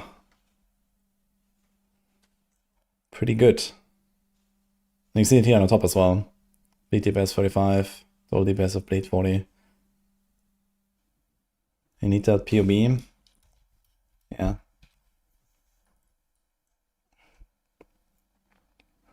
Increased armor per red socket on main hand weapon. That's kind of sick.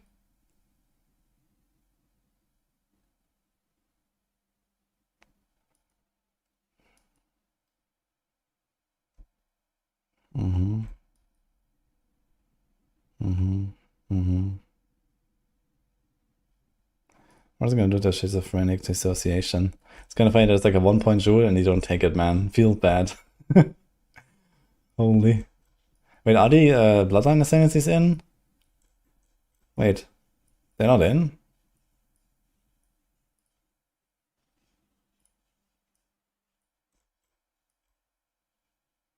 Okay, then.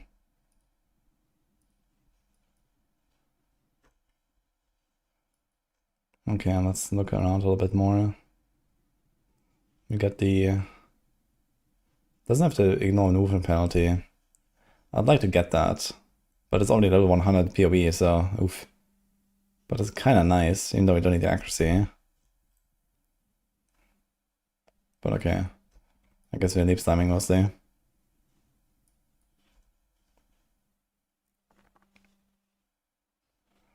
Then 25% chance to activate bleeding. That's kind of insane, actually. Faster bleed. Reduce mana cost, mana reservation. What's the rest like here? 87, 85, 85. Where's all that max rest coming from?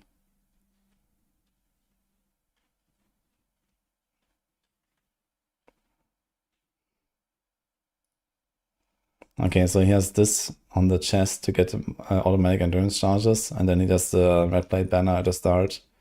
Infinite power, so you do enduring cry, and then boom.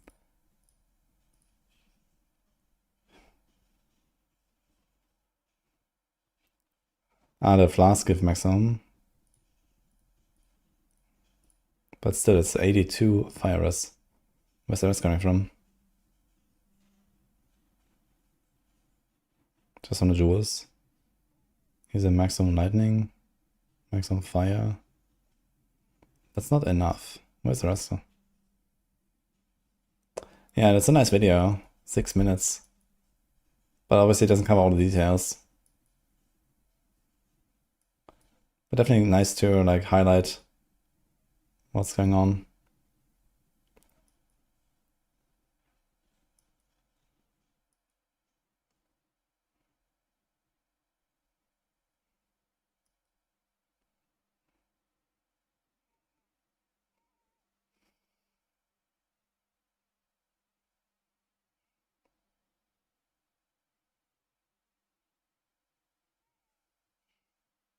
Four suppress, 10 suppress. Okay. How much does he have on gear? 10 suppress crafted. This is armor evasion hybrid, but it has iron reflexes. So it doesn't matter. 14 suppress. 24. 38. 52.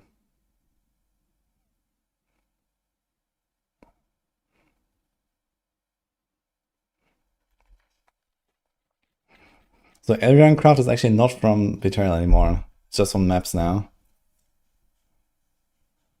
Kinda nuts actually. What's up, what's going on? Okay, we need a lot of strength, okay. Dex as well for mostly the armor gear. Maybe the gems. So like any gems for it. Or is it just the gear? 151, but I mean this can be lower level. I think it's like red gems here. Faster attacks is 114. Okay, what about int? Enlighten is 96. Frostpink is low level. Nothing, nothing. So I don't need much int. It just happens to have a bit more int, I guess.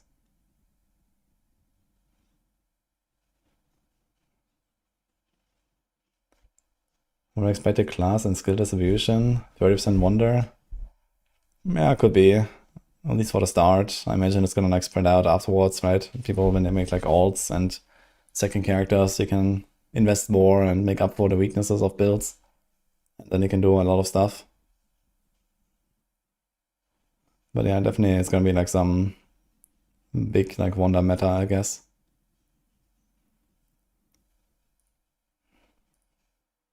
So he's doing Ground Slam, which has the Val version. I kinda like that. This is also the big circular AoE, right? I think I'm gonna do Ground Val Slam as well. Val Ground Slam. Okay, it does not have Fist of War actually.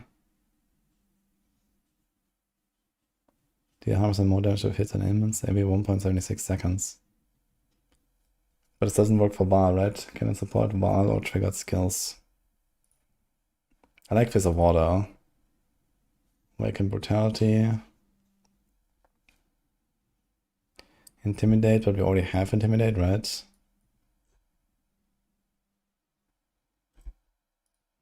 I guess there's more chance, which is not terrible. We are not attacking that fast.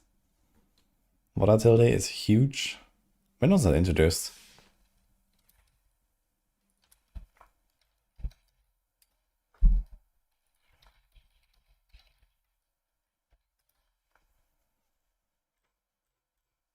In 322. Damn. Never seen nothing.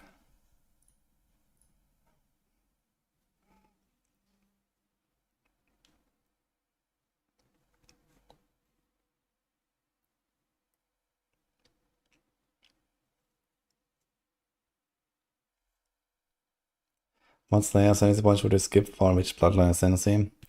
I think you skip the extra AoE size. Here, impact. And then you go for Schizophrenic Dissociation, which is like some big giga defense. So your clear is gonna suffer a little bit, but you're gonna be like super comfy later, I guess. I think this is what you're gonna do. Yeah.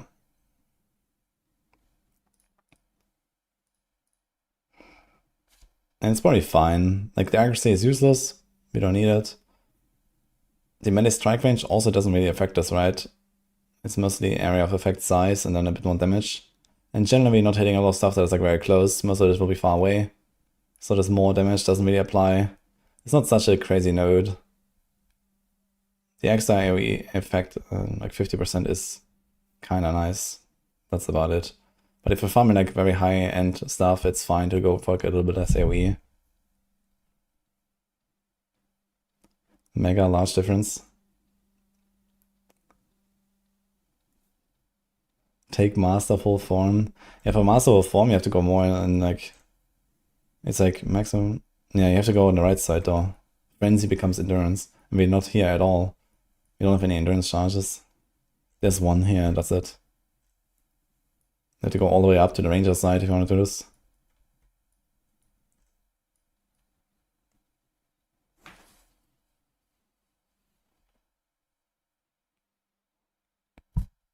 Yeah, the cull is also something you could leave out, and then for the big bosses you just cull normally. So if you like to clear more, then you can keep impact and remove the cull. And then you go for Bloodline. So that works, I guess.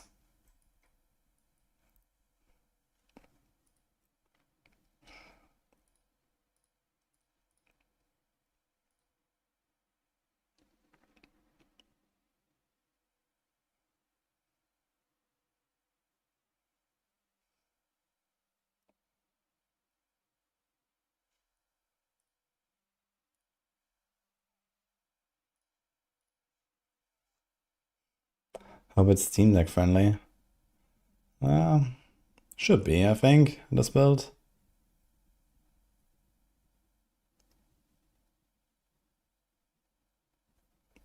What's the mana cost on this here? 6 life cost, 18 mana cost. What are the flasks? Silver.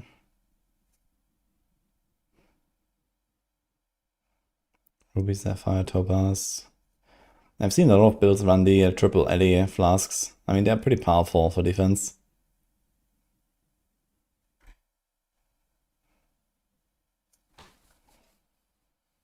Still not sure where all the max is coming from. Like, I have like 10 extra max rest, 5 is on the flask. Not sure where the rest is coming from. I just saw like 2 and something here on the jewels.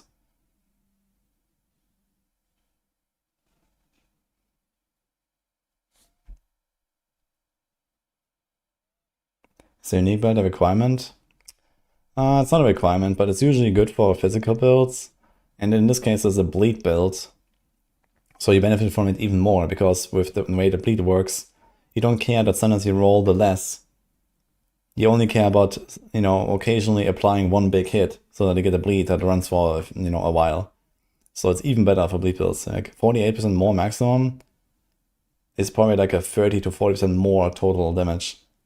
Right? You don't always hit at 48%, but sometimes hit 40, sometimes hit 45, sometimes hit 35.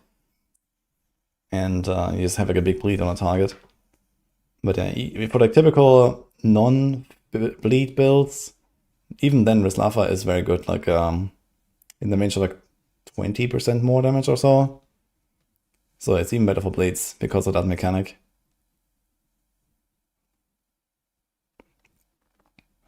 And usually you can't really get any damage on the belt besides, okay, elemental damage of attacks, but this is a physical build, so that doesn't apply. And then there's like a craft for like, I don't know, 15 increased damage or some shit, which is probably like 3% damage or whatever. So that doesn't really move the needle at all. And then the rest is just like, you know, strength, life, res that you put on the belt, and maybe Stygian with a jewel. So yeah, Rislava is a pretty insane item if you're playing physical, and especially bleed.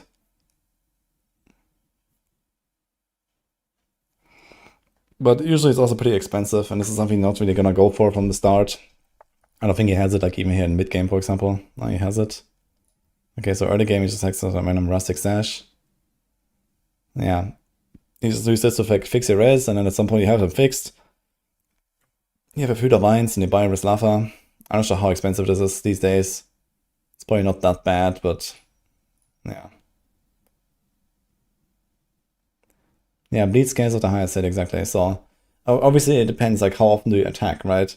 Like if you attack very slowly, let's say you do like 1 hit every 3 seconds and your bleed lasts like 5 seconds, then you know you're gonna have like all kinds of random like big and small bleeds, right? But only the largest one is applied at any moment. But if you like hit, let's say, once every second and the bleed lasts 5 seconds, then you know in 5 hits, one of them needs to roll high and the others don't matter. So it's not bad, right? So this less minimum damage doesn't really matter. What matters is the more maximum physical, and sometimes you have a high roll and that's it. It can work with Mage Blood, that's what I wanted to hear. Ah.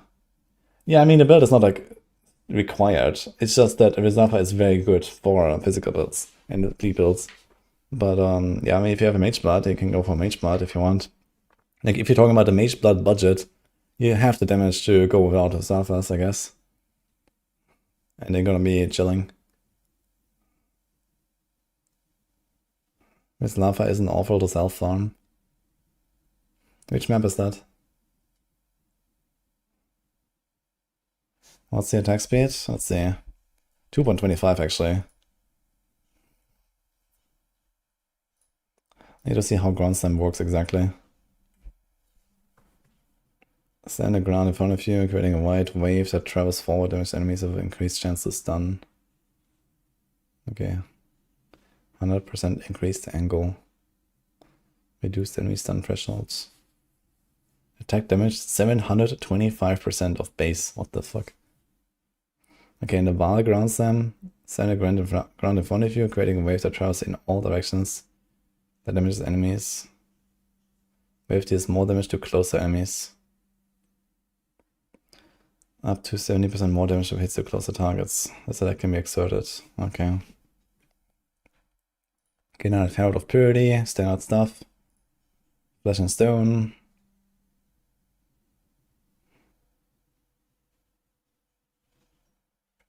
Buff makes you take up to 20% less damage from enemies.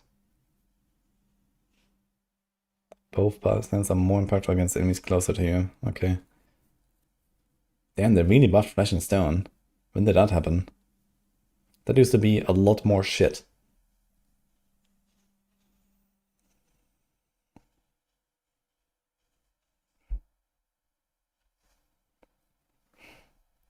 Okay, we do Pride. What's our mana reservation here? We have 21% unreserved mana, which is 148. That's a lot of mana for a melee guy. How about without the Enlighten? We still have 11%. What's our highest cost skill here? So that's 18 per slam.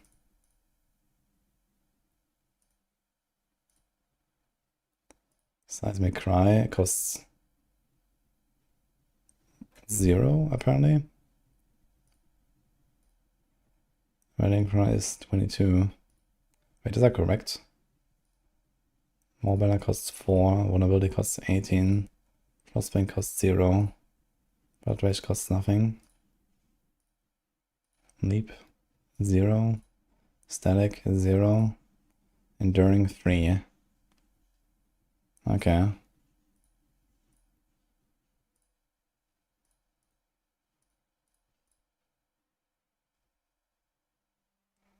We can all pray Kadiro comes in clutch.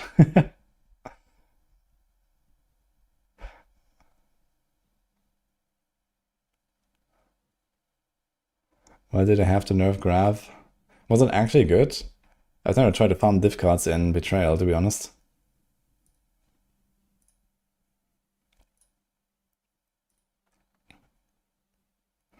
He has Molten Shell here, but not enabled. But I guess it's supposed to be linked to caster damage taken. Because we're in Cry Urgent Orders. So you're pressing this manually. And you auto-exert Seismic.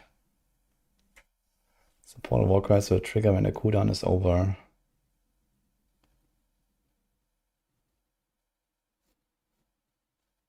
Supporter skills base mana cost is 10.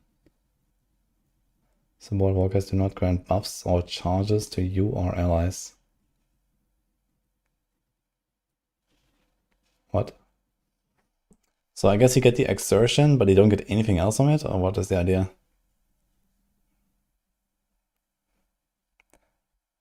So it taunts and exerts and again a buff that increases the armor and stun threshold, and you will not get that buff, I guess.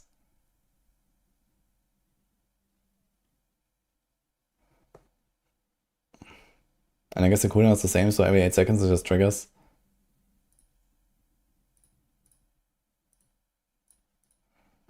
What's here? Leap Slam, Faster, Static, Maim. So what is that? Static was for Maim. To get the Purity guys. It does a little bit of damage. Wasn't there like a third effect? I had the aggro bleed, right? Intimidate.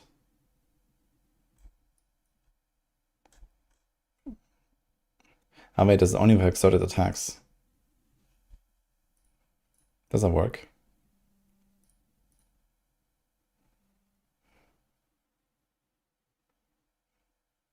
This only works for Slam. This works for all attacks. Hi, cheese getters.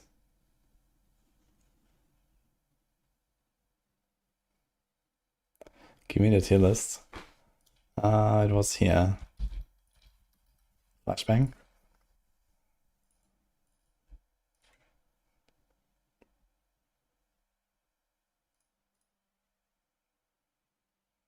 Enduring Quiet disabled. Oh, this is like on a weapon swap, right? Okay.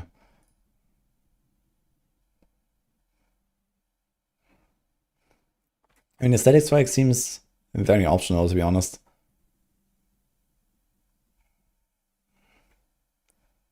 The meme is a 10% increased damage. I guess this is kind of nice. But I guess typically while mapping you don't care about this, right? So it's just on a boss, you walk in, you do like a Static Strike. I know, War Cry. And anything else? Vulnerability Curse. Banner, if you have it ready. 4% more physical damage.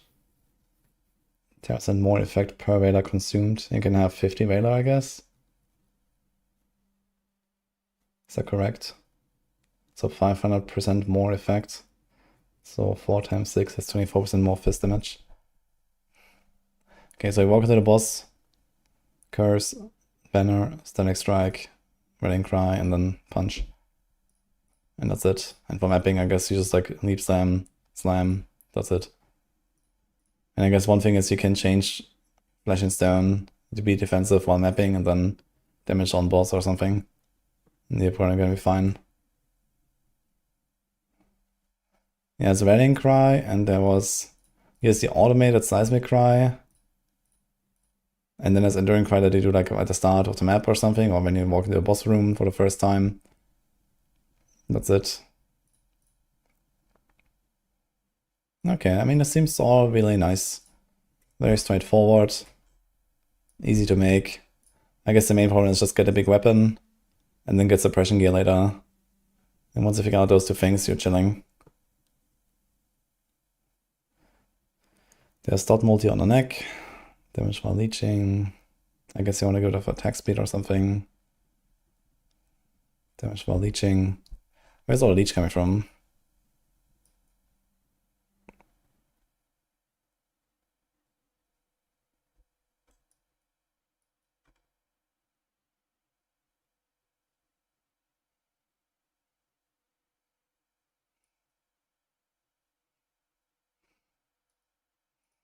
Here's the CM.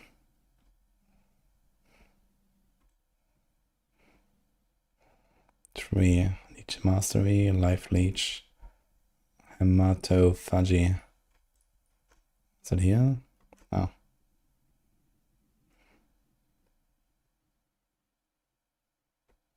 Okay.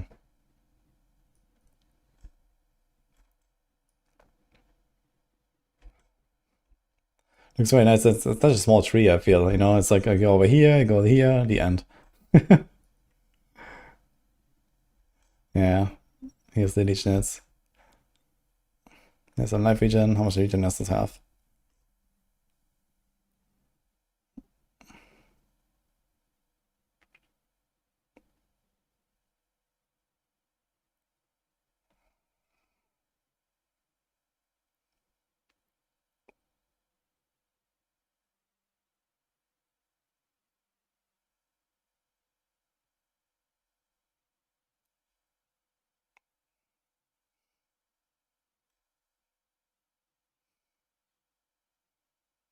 $2,000 life leech on his rate. Okay. Life regen 360. Alright. It's pretty comfy. It's like 6-7% life regen. There's Golem's blood and... Is there more here? What else does he have actually with the tattoos? Physical, fire res, physical. Okay, so I guess at some point we don't care about the strength anymore and we just like put tattoos everywhere. There's spell suppression. Okay. How much does this one note do, the 5%? Roughly 1% damage. And the strength note, it only works for hits, right? It doesn't actually increase the dot at all, it's just hit damage. Okay.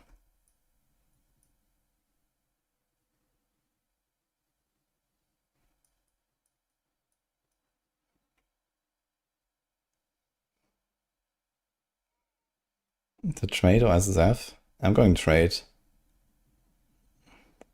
Like, I like SSF in PoE 2, but I don't like it in PoE 1 too much. I mean, okay, SSF is really nice in PoE 1 because you can farm a lot of stuff, like, you know, like it's like better designed, I guess. But also there's like so much stuff to do in SSF, it takes so long to really get everything. If you're not like really into the game. And I'm not really these days, right? So I'm just like trying to blast and enjoy a bit. I guess prismatic skin with some res. Anything cool here? Quarter blood cannot be inflicted on you. This is something to consider early on. Quarter blood always kinda sucks until you get like a quarter jewel.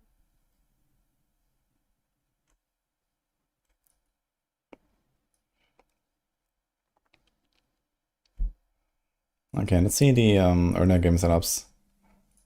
Spectre Flow, Bleed, Volley, Dash, Frostblink. Why do we have both? Leap Slam.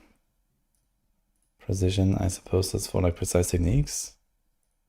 What do we have here? Yeah, not at level 11. Now we're not gonna go for precise technique, right?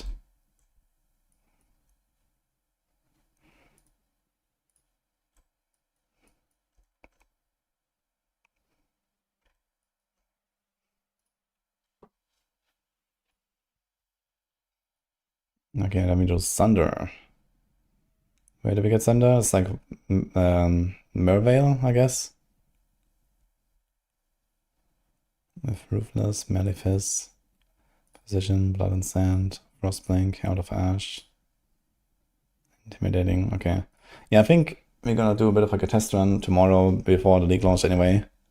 So we're gonna see how this will go. Kitava Tattoo will be expensive.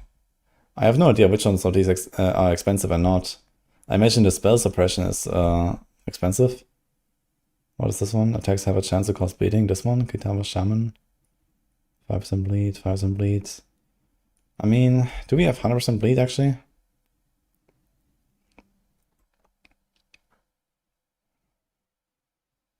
No, 1, 2, 3, 4, 5, 6.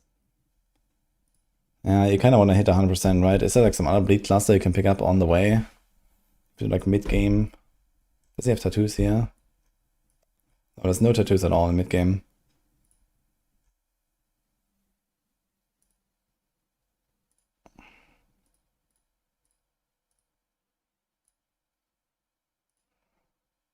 And he still has 100% bleeds. So I guess he has another bleed cluster somewhere. He also has a suppression here. This one maybe? 15, 15. No, it's still there. I hear something. So he has 15, 15, 10. Yeah, so he just picked this up early. It's fine, I guess.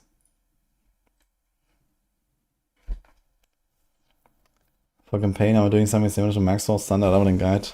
I haven't checked it out. I mean, this year only runs Thunder until 23, I guess? Let's see.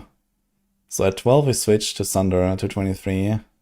I know it continues, actually. I guess Thunder is like the entire campaign. And then you swap. Okay, yeah, so probably it's gonna be similar, I guess.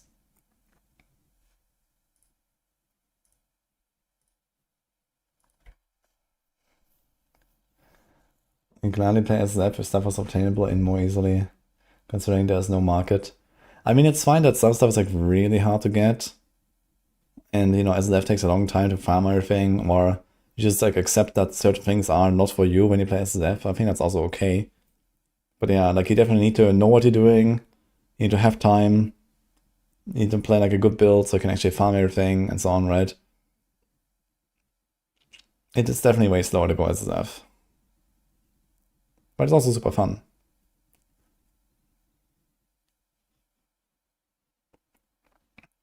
You want Merc like when they get ground slam with earth shaking. Yeah, we want a Val version of that as well, right? Val ground slam of earth shaking.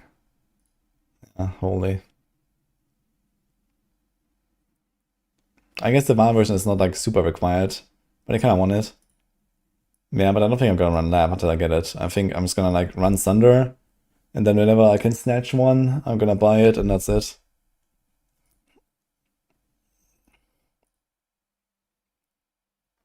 Rusted Sword, Venom, Strength Gear, Iron Rings, okay.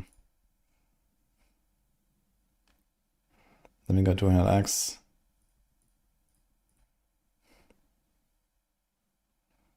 Jade, okay.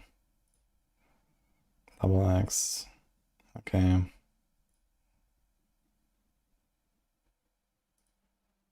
Do we actually scale bleed in the early game already? It kind of appears so. Knife Flask, Blood Sap Tincture, chance to cause bleeding with weapons, damage over time multi with melee weapons, Granite, Silver, Quicksilver. And then in mid game he switches over to Riffing Jar. Riffing Jar is that for the Slayer nodes? I thought that Riffing Jar was changed at some point, and now they are destroyed when hit and not killed. So it does not work for this. Is it just to get the niche? I guess it's for niche, right? This one.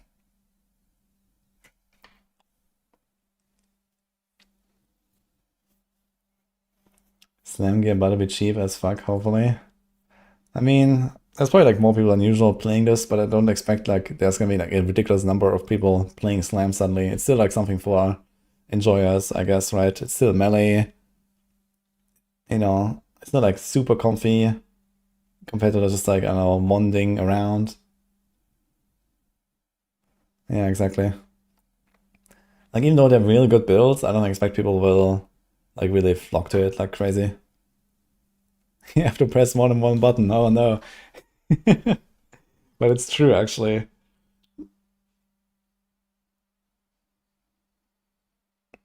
Is there a second Bloodline node that would be interesting except the Shitzel? Maybe. I mean, this thing uses a VAR skill. We can maybe consider the VAR stuff. Otherwise, maybe something else. I don't know. I need to see the blood. Can someone link the Bloodlines? Do I go try this new system? Yeah, I will try it. I might also try it in PoE 2 afterwards, maybe.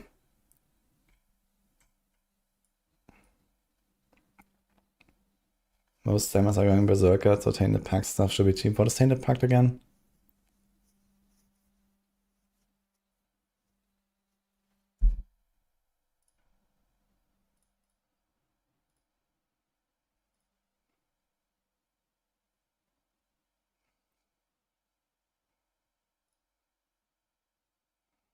It's kind of fun to see precision being used on this. It's just a wonder. Blood and Sand. It's only 10% reservation. Frostblink, Out of Ash, Intimidating, Blood Rage, Leap Slam, Sunder, okay. Seems all legit. Then we have 24 to 37, so it's like Act 3.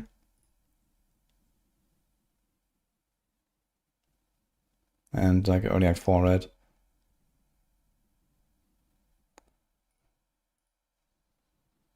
You poison yourself, it poisons you if you're leeching. Ah. Does Berserker still have like a life degen thing? Is that why you do it or what?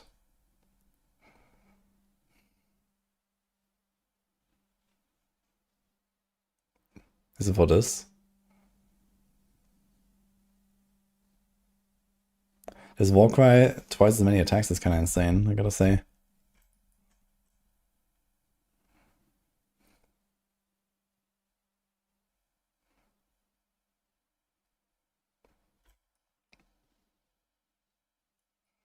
Sunder's really nice to level. Yeah, I also played Sunder at some point, long ago. But yeah, it's gonna be nice. Auto exert science makes self-cast intimidating. Drop precision after residue technique. So he is actually going for that. No, not precise technique. He is here though. And he's not taking it. I guess in mid game you can't really do it anymore. What about early game? He's not there. And he is probably too late because he has too much life, because he needs a lot of accuracy. Can we see the accuracy? Calcs.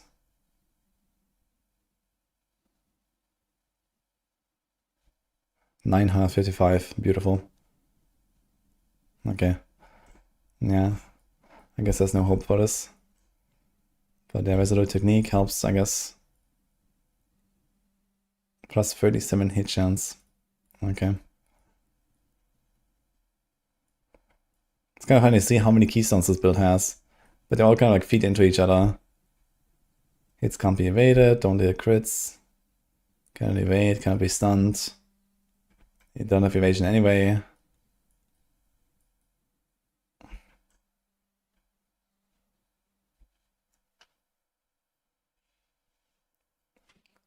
So you can do 8 bleeds. Does not deal the extra damage and cannot be aggravated. Aggravated is like 100% more, right? So you lose half and half again. So we need like 4 equivalent bleeds to make up for losing the aggravate and the less damage there. So you have to attack very fast for Crimson Dance.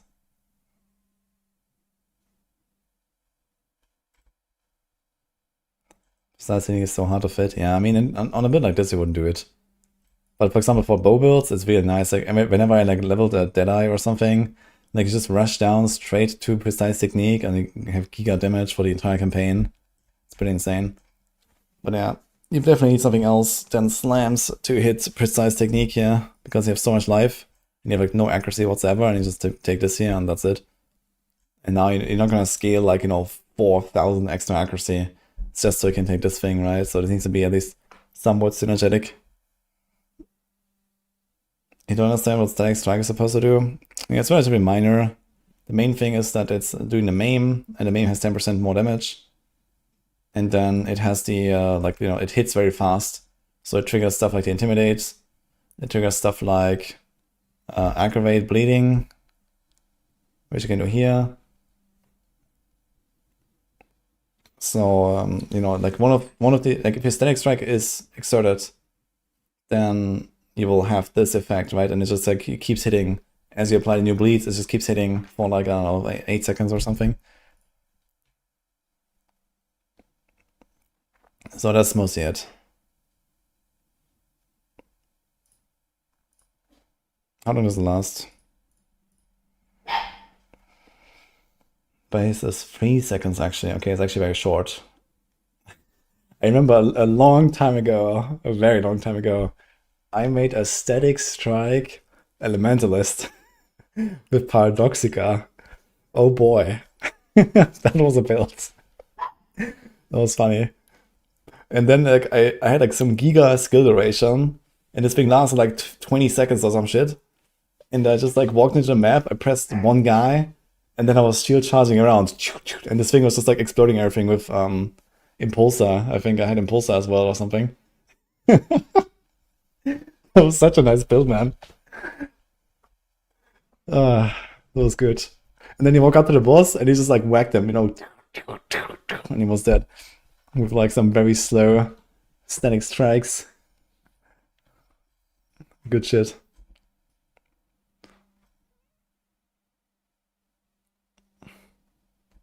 Oh, he actually has the endurance charge on kill, I just realized. So we don't really care too much about the you know, an endurance cry at the start of the run necessarily. Unless it's not like a super hard map or something, I don't think I will do this. And there's area of effects, stun duration on enemies, and armor per endurance chance. We have 5 of them, right? So it's 25, 25, 15, and then 40% damage. Okay, and then 100% charge duration. The 100% charge duration actually makes it so that we don't have to get like a very high mod on our chest here. 1 endurance charge, like base duration is 8 seconds, right? I believe. Can you see this here? Charges.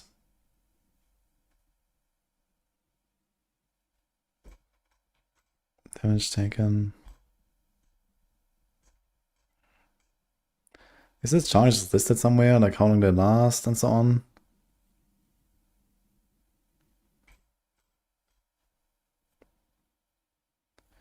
On the right, below flasks. Uh-huh. 22 seconds, yeah. 20. Okay, that's like super chill. Okay, the question is how do you get Frenzy? Where's that coming from? Current, max, expendable. Does it say the source?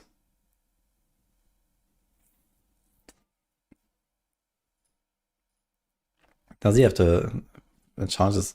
He has Frenzy charges checked. How do you get them? Is it just with Blood Rage or something?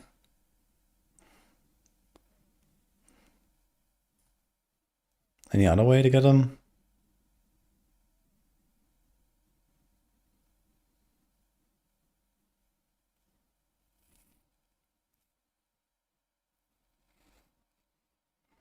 Nah, I guess it's fine. I wonder if I could sneak in like a Frenzy. If it has like a 20 seconds duration, I'd probably sneak in Frenzy and just like, you know, whack the boss once every 20 seconds. Betrayal Craft, which one? I know there's one for Quivers, but there's nothing here as a craft.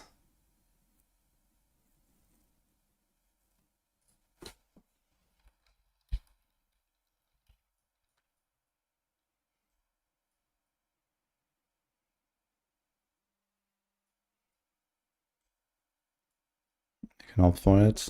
I don't know which one you mean. Can you tell me?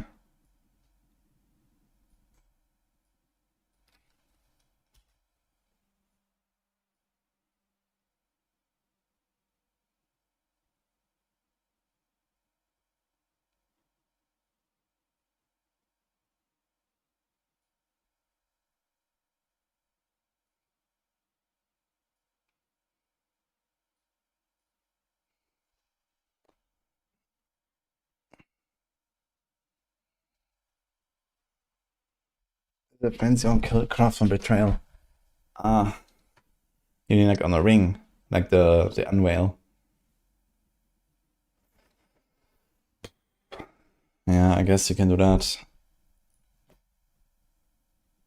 But we already have Elrion craft there. Is there like a way to fit a frenzy? Okay, what are the sockets? Okay, this is like one weapon. This is on body armor. Yeah, we can't really give up any of this. I mean, you could give up caster damage taken, perhaps. But it's comfy to have it. I don't think I want to do that.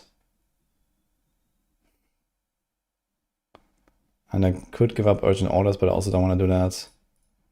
And then there's Leap Sam faster, maim. Yeah, I guess realistically, it is what it is. We just don't have fancies on boss. It's fine, I guess. What about the implicits? The implicits is only one charge on the chest, right? You can't do a multiple, I guess. My god, that's a lot of fucking items here.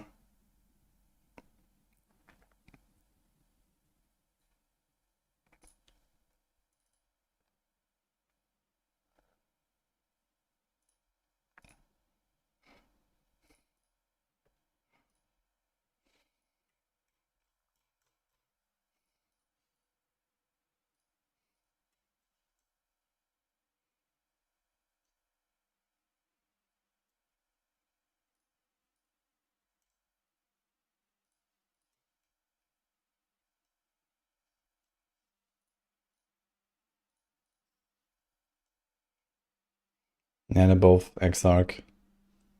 So you can't combine the two. Yeah, sure, I guess.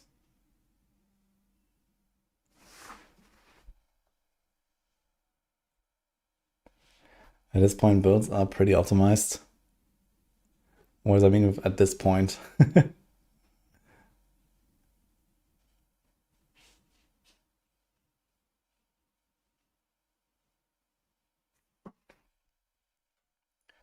Okay, anyway, I think this build looks very solid, and I'm gonna play this.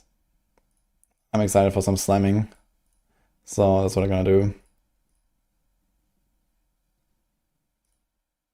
Anything else in the game? Is there a filter that comes with this? Do we have a filter on this? Or maybe in the POV. Notes. Let's see the notes a bit. Ready guide, written guide, mapping filter. Nice. So let's check this out. Is that already up to date?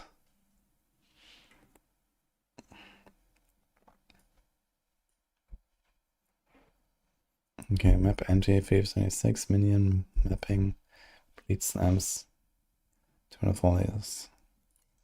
Am I logged in? Okay, let me do that.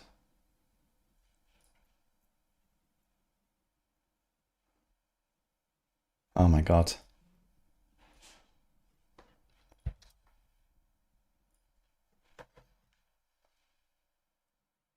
Huh.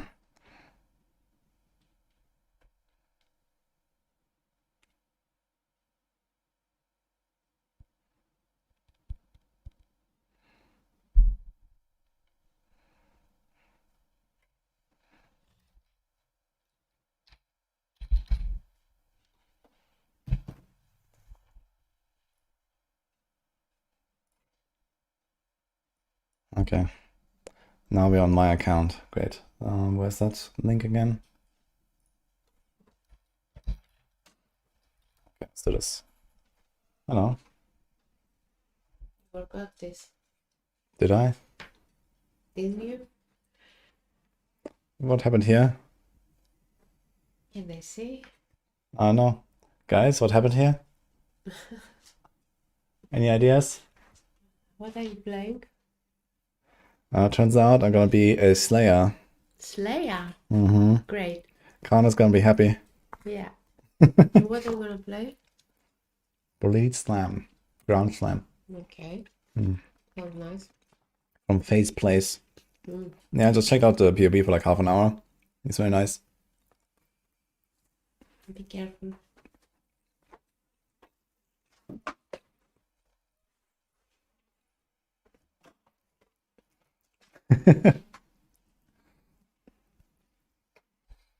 Okay. Oh no. That's all I have to do, right? Okay, but I don't have a campaign filter. I guess it's gonna take some random number sync for campaign, and that's fine. You have like the new feature now, right? With the auto optimize. So I guess tomorrow I'm just gonna like make a filter real quick. Doesn't have to be like super min max for campaign. Clearly couldn't be anyone.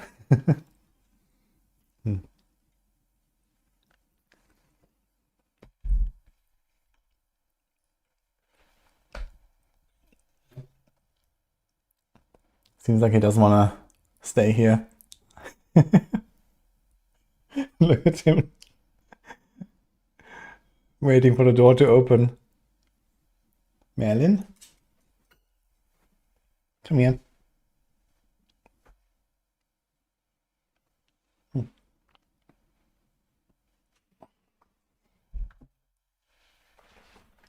He's camping. Yeah. Yeah. How is he still so tiny? Well, he was born this way, I guess. He looked like a door rug. I mean, you just need to put like a stick on him and then you can mop the floor. We do that sometimes. Just kidding. He does it by himself, you know, he's like a little... He's like a vacuum robot. But like a... You know, like a mopping robot, basically.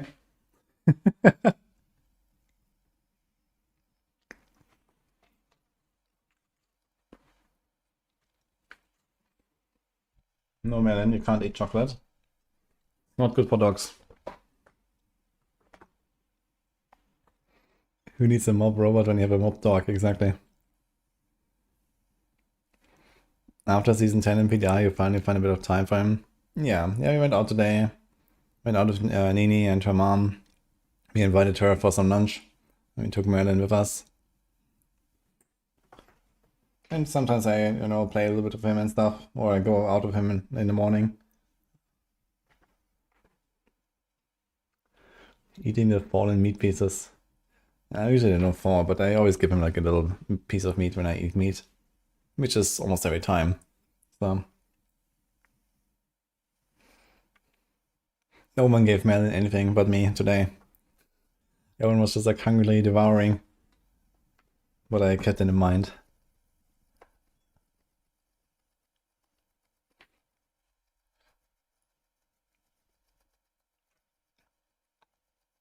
Oh, true, we get a graft as well. Do you have like any idea like what they do? They're not really like build defining or something, I imagine, right? But they shoot out some random shit, and how does that work again?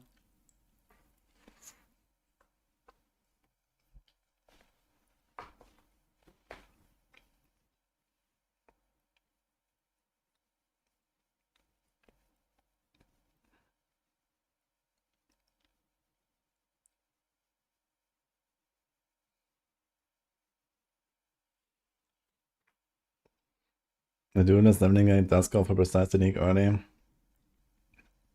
I mean, you definitely can. If you have precision early on, and this is like kind of the main thing you reserve, and you just level it up, like that alone can carry precise technique, basically. Nothing wrong with that, I think. No, man.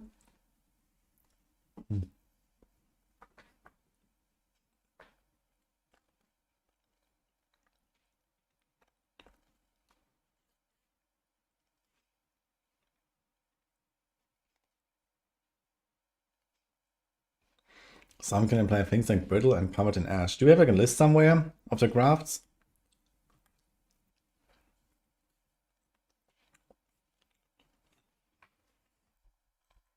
Attacks have chosen shards cause bleeding, uses level number of seeds of flesh. Seeds of flesh is something new, I guess. That's your attacks or the crafts? Good question, I guess.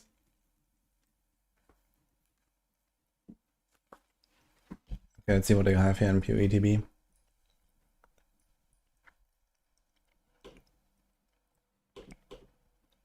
Okay, list of crafts. Return to dust.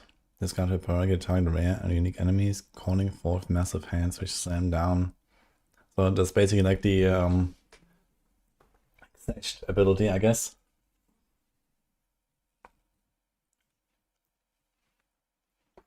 102,000 to 154,000 added attack physical damage.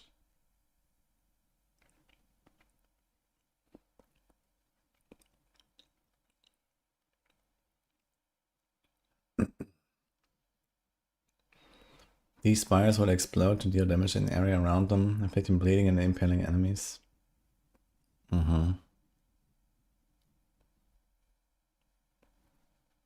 Heart of Flame. When you're missing life, this card will apply a buff that takes some damage from hits for you before being depleted.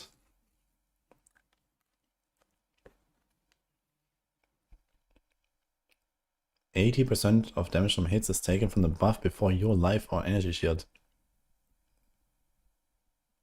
What?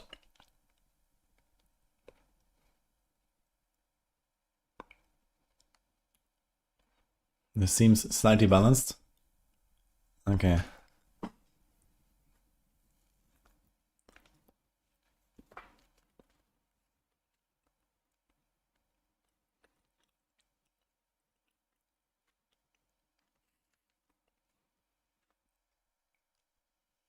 Yeah, this is basically like the what is the spiral ability again? The hammer in PoE2. That was super fun, man.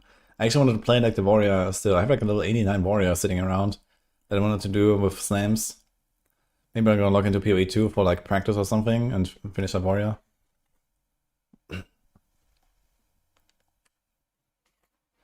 It's never been bad. Bone Shatter. I'm not sure where Bone Shatter lands exactly.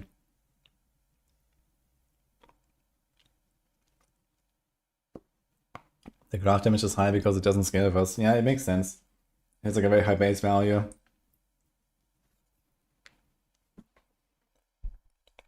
But this one here, Heart of Flame, seems very good. Okay, 20 seconds cooldown, but the buff lasts 8.5 seconds. Just depends on like how easily it is applied, I guess.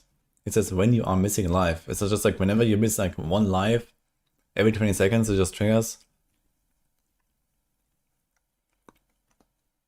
Radiant Ground grants you and allies 11 to 176 added lightning damage and causes hit damage to be lucky.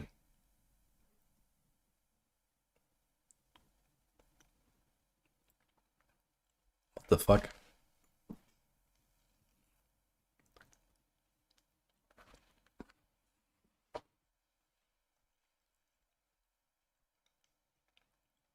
Just 4k every 20 seconds.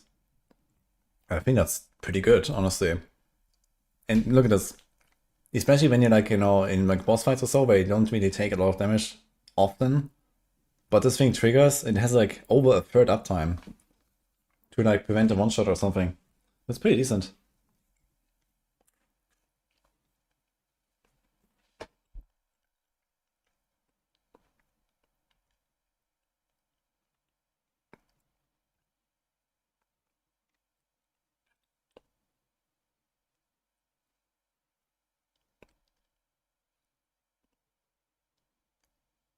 This craft will periodically flying ice mortars at enemies in range that are chilled or frozen. The Great Avalanche. When you use an offering skill, this card will summon an army of hive-born breach monsters. These monsters have their physical damage converted to cold and have a chance to apply brittle on hit. Okay. Maximum 30 hive-born. What the hell?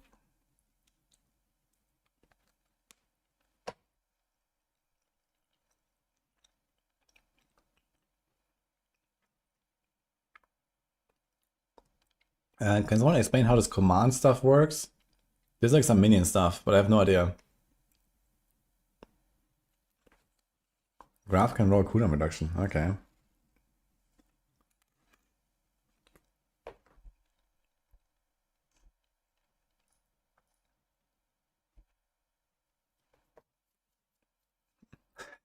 Robot.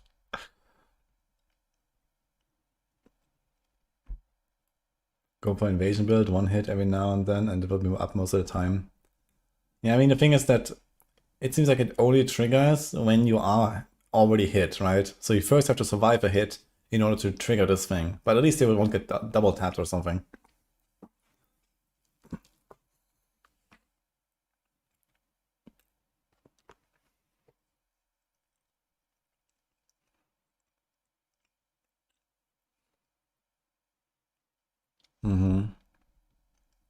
I mean, there's that much stuff that we have not seen yet. There's impaling, okay. Replicating Ashcraft, Raining Ashcraft, Jolting Ashcraft. Softcraft, Woolcraft. Kind of funny names.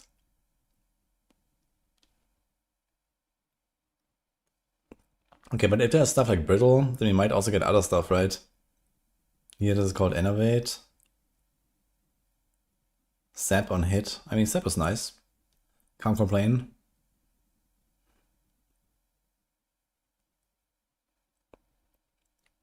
So if nothing else, you just take this, for example. Okay.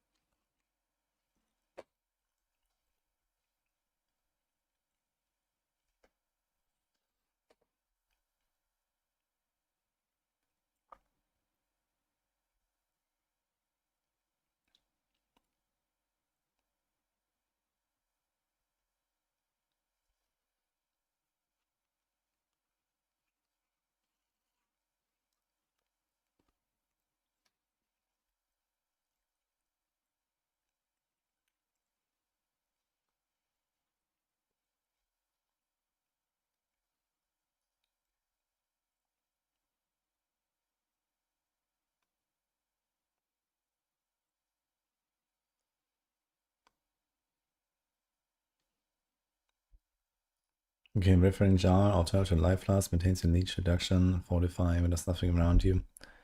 Ah, you can get 45 from the worms as well. So the only thing you can't get from the worms is just like on-kill effects.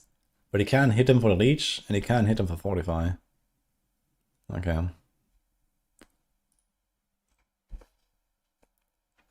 Yeah, I think I might try to make a hemophilia setup. But it means I need to get spell suppression cap somehow without glove. Which sounds rough. That sounds giga rough. But maybe.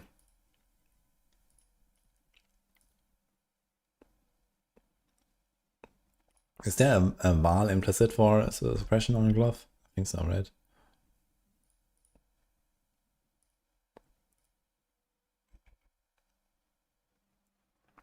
No, it's just a Eldritch implicit.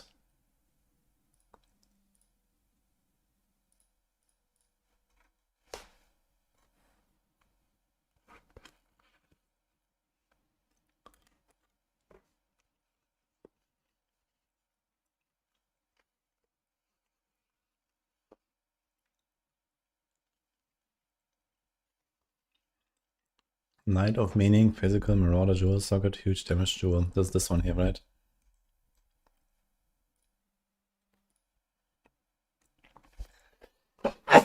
Well, sorry. Yeah, this is Phases build.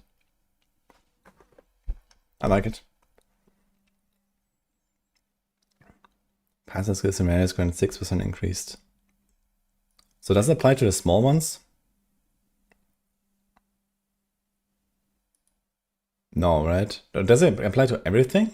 Like the travel nodes and the small ones and the big ones, everything, I guess. Okay. So in this case we have like, 1, 2, 3, 4, 5, 6, 7, 8, 9, 10, 11, 12, 13, 14, 15, 16, 17, 18, 19, 20, 1, 2, 3, 4, 5, 6. Like almost 30 nodes. That is a lot of damage actually. How much increase does this thing have?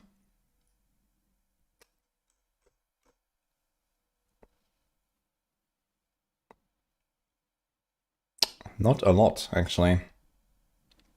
So there's a lot of damage. Okay, the bleed is increased 958. And yeah, a huge part of that is just like out of the jewel stuff.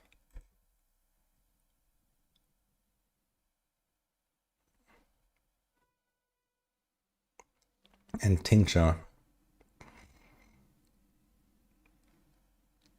There's a lot of damage actually, holy. 130 increased, 45 multi, 22% effect. What the hell is going on? These tinctures are insane.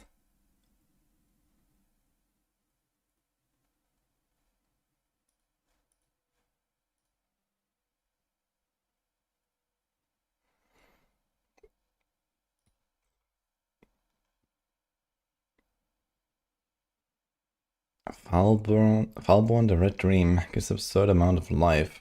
Putting outside Marauder jewel sockets surrounded by fire resistance tattoos instead of Light of Meaning. He means outside? Does he mean this one? Or he means this one? I guess this one, because he has Light of Meaning.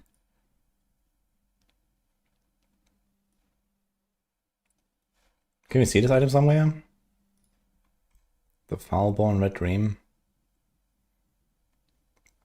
Death Rush, okay, I might grab that actually. Tempest Rising makes enemies within 8 minutes always count as aggravated. Drop some Uber Cyrus. I wanna see that thing.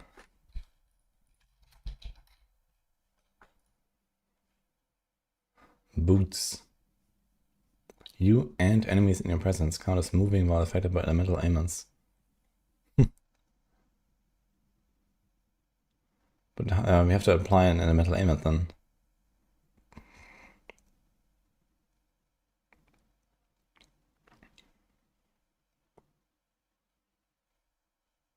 How are we supposed to do that?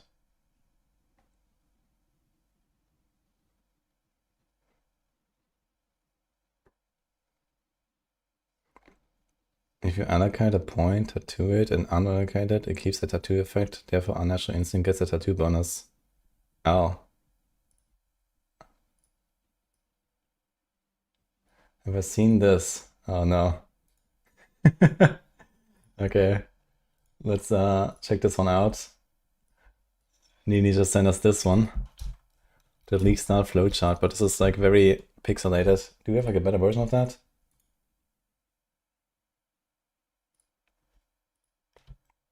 It's on Reddit, I guess, right? Do we have like an original link of this? Because this is scuffed.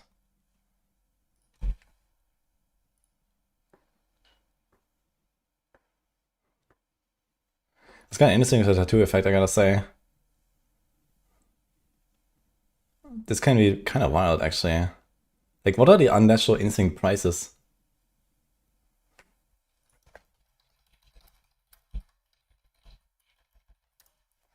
Let's see it. The flow chart. Here we go. Better, okay. Start here.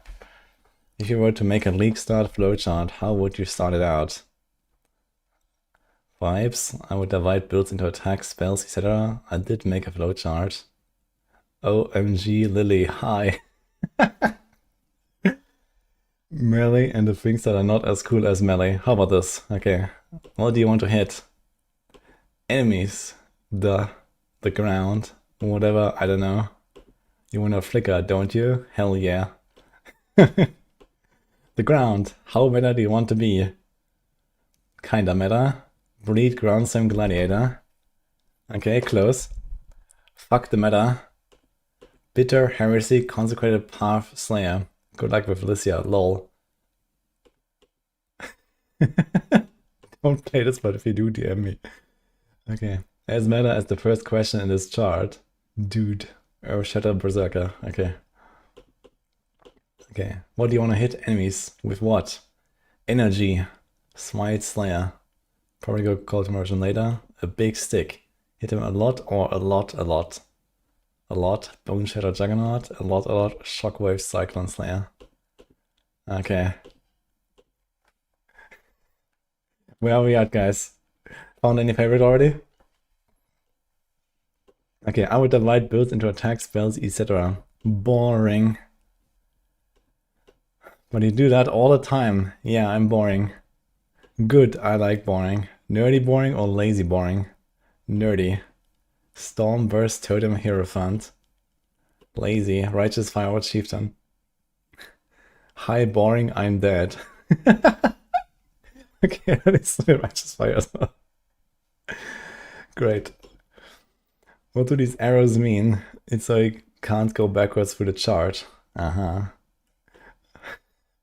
Oh, come on, these charts aren't that bad. Do you want a build that's not that bad? Sure.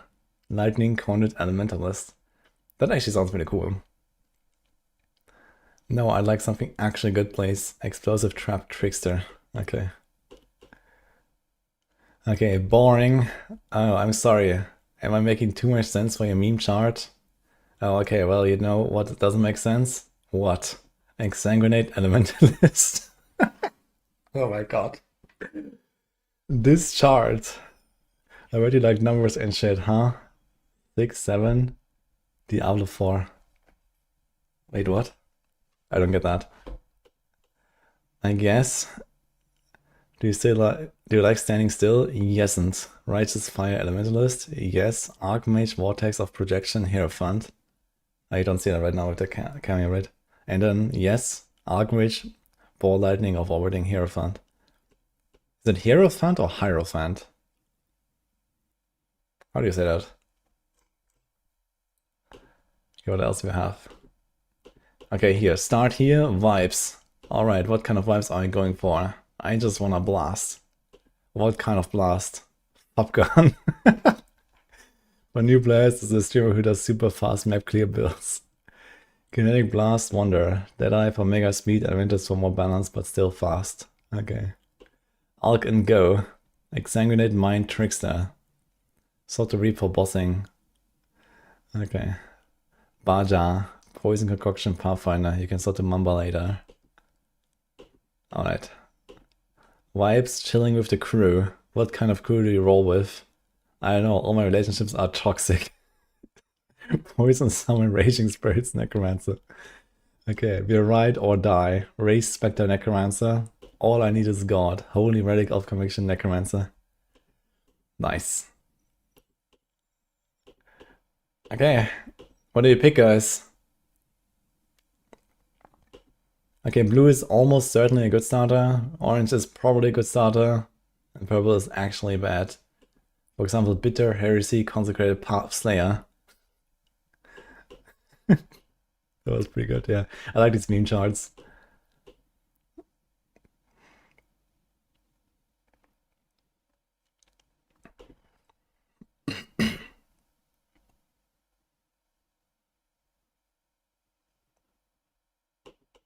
Is this just memes or actual advice? Both. I try to make jokes, but not to recommend anything actually bad. D4. Yeah, I didn't understand the 6-7 exactly. What does it mean? It's a meme for kids these days. Okay.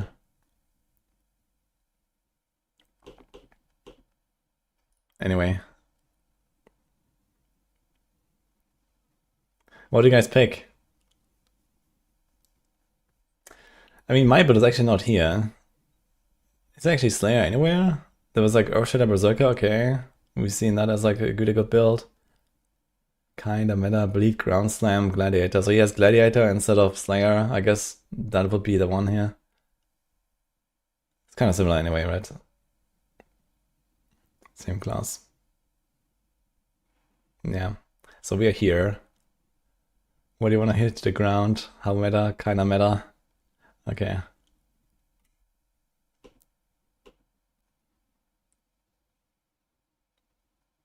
Why would Gladiator be better? I guess it has like the bleed pops, which is kind of fun.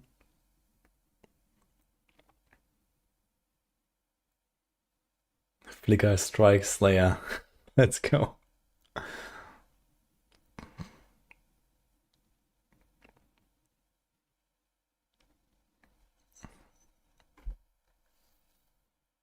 You never played Flicker Strike, but it looks fun. Yeah, I've also never played Flicker Strike, and I don't think I ever will. I really don't like the idea of just like giving up full control of my character and then randomly dying. But I mean, some people enjoy that, so.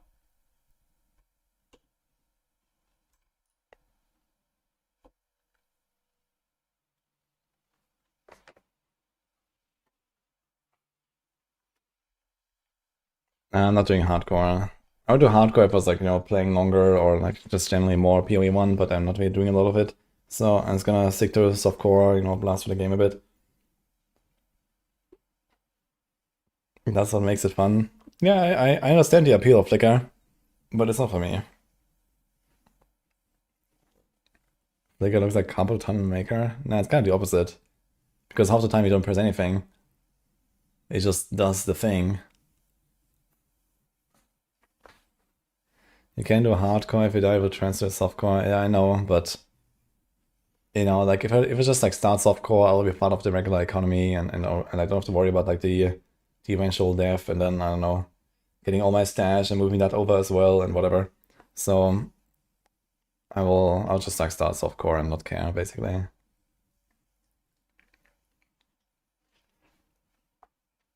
And then I also don't really have to like try hard so much, right? I mean, I could go, slow and steady and, play hardcore and like at least get through the campaign and I know probably the early maps and whatever, and then maybe eventually I will die to some random bullshit. But I'm just trying to log in and blast basically. If it was like, not so rusty, then I would do hardcore now, but first time playing trade. No, I've played a lot of trade in PoE 1. In PoE 2 I just haven't played trade. In PoE 2 I went full SSF so far, but in PoE 1 I've played, yeah, I don't know, let's say 60% softcore trade, and then like, I don't know, 10% hardcore trade, 10% hardcore SSF, and then like maybe 20% softcore SSF or something like that, I would say. Woody and Rex are starting softcore. Well, I mean, as I explained, for me it doesn't make much sense to go hardcore. I've barely played PoE 1 in the last like 2 years or something. So, I do like 50 hours, maybe 100 hours in a league. That's not enough to like stay, up to date really with hardcore.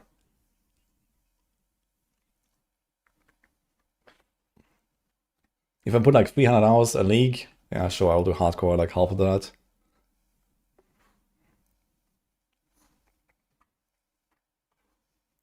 It's fine, you know. Maybe I'll make a second character and then go hardcore. We'll see. For now, we're gonna do this, and we'll see. You know, we're gonna class this for like a week or something.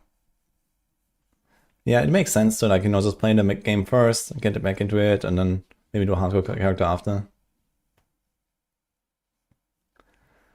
All the hardcore guys log out like pussies anyway. But I mean, it's part of the game design, and I think it's fair. This is, you know, part of the strategy, you know, part of the build making, part of the, you know, being a good player. You need to understand when to log out and when not to log out and actually do it. So I think that's fine. PoE is a hard enough game.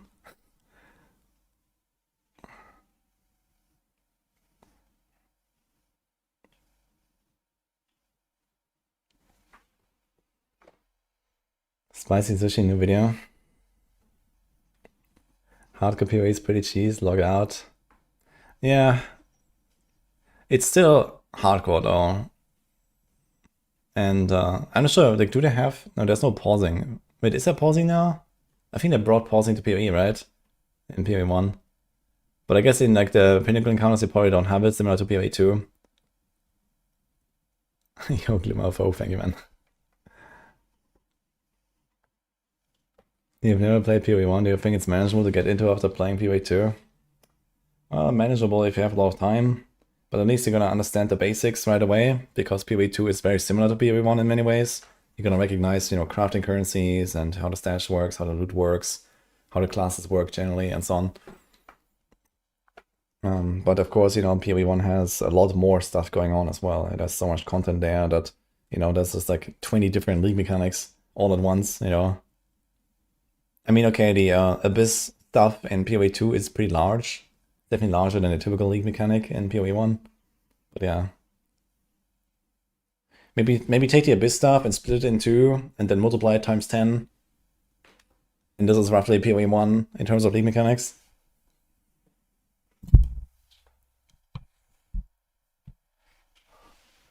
Sushi guide for his league starter.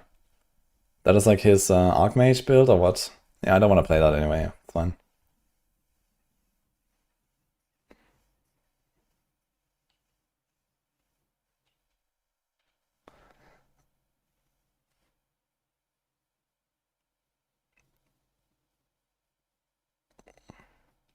Falcon put out a nerdy video on Best Week 1 Atlas. Usually I just like vibe with like essences and I don't know, just kind of like simple stuff for like Atlas completion. And then I guess afterwards I can still choose like a strategy that kind of like works well with the build and the new breach stuff. I want to have something that combines well with the breach mechanic, right? Because I want to play the breach stuff.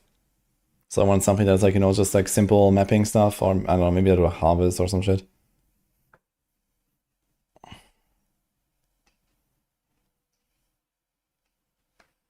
Legion. Yeah, Legion is also good.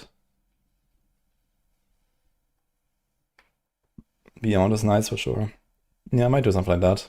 Although I don't really like how Beyond like kind of spawns fresh monsters all the time after you kill the other ones. I feel like it's relatively annoying if you don't have a build that has like some sort of like lingering effects, which we don't.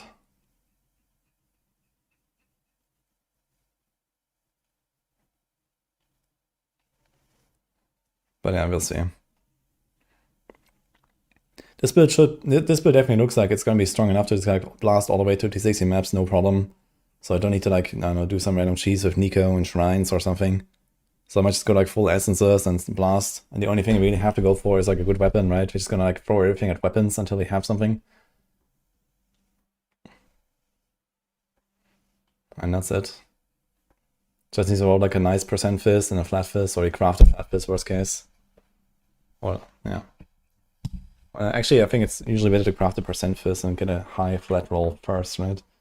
I think that's kind of like the preferred if you have to get only one.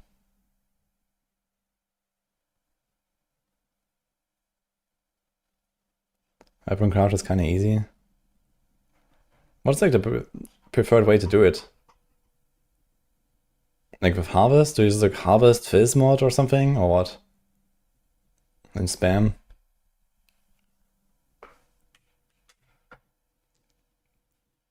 The tree might be good for 6 things and weapons this league.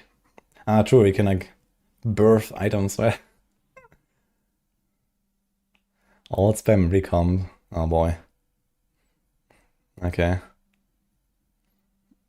Nah, I guess that works. But for Unveil, I need like the orb, right?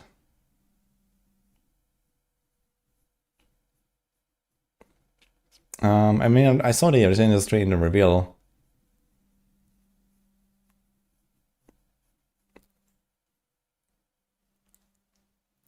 The tree birthing items is like NE webs. And that was like my first impression, but it seems a bit different.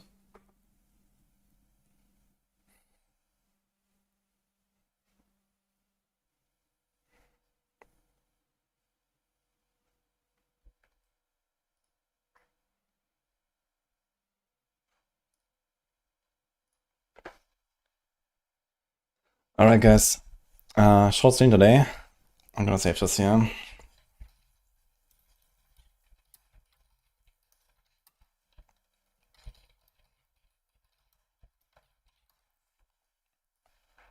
And we're gonna be back tomorrow for the practice run. I'm gonna like log in tomorrow and do a practice run, but I actually have some stuff to do now.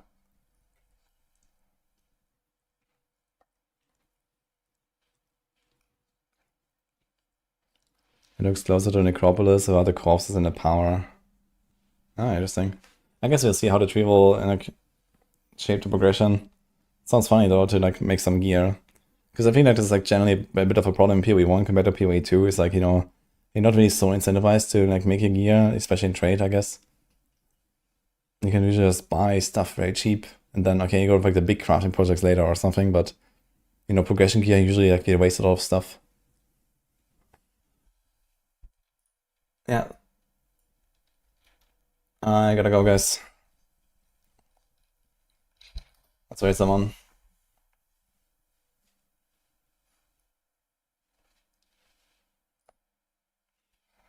I'm just gonna wait past someone. Enjoy, guys. I'll see you tomorrow for the launch. Have a good one.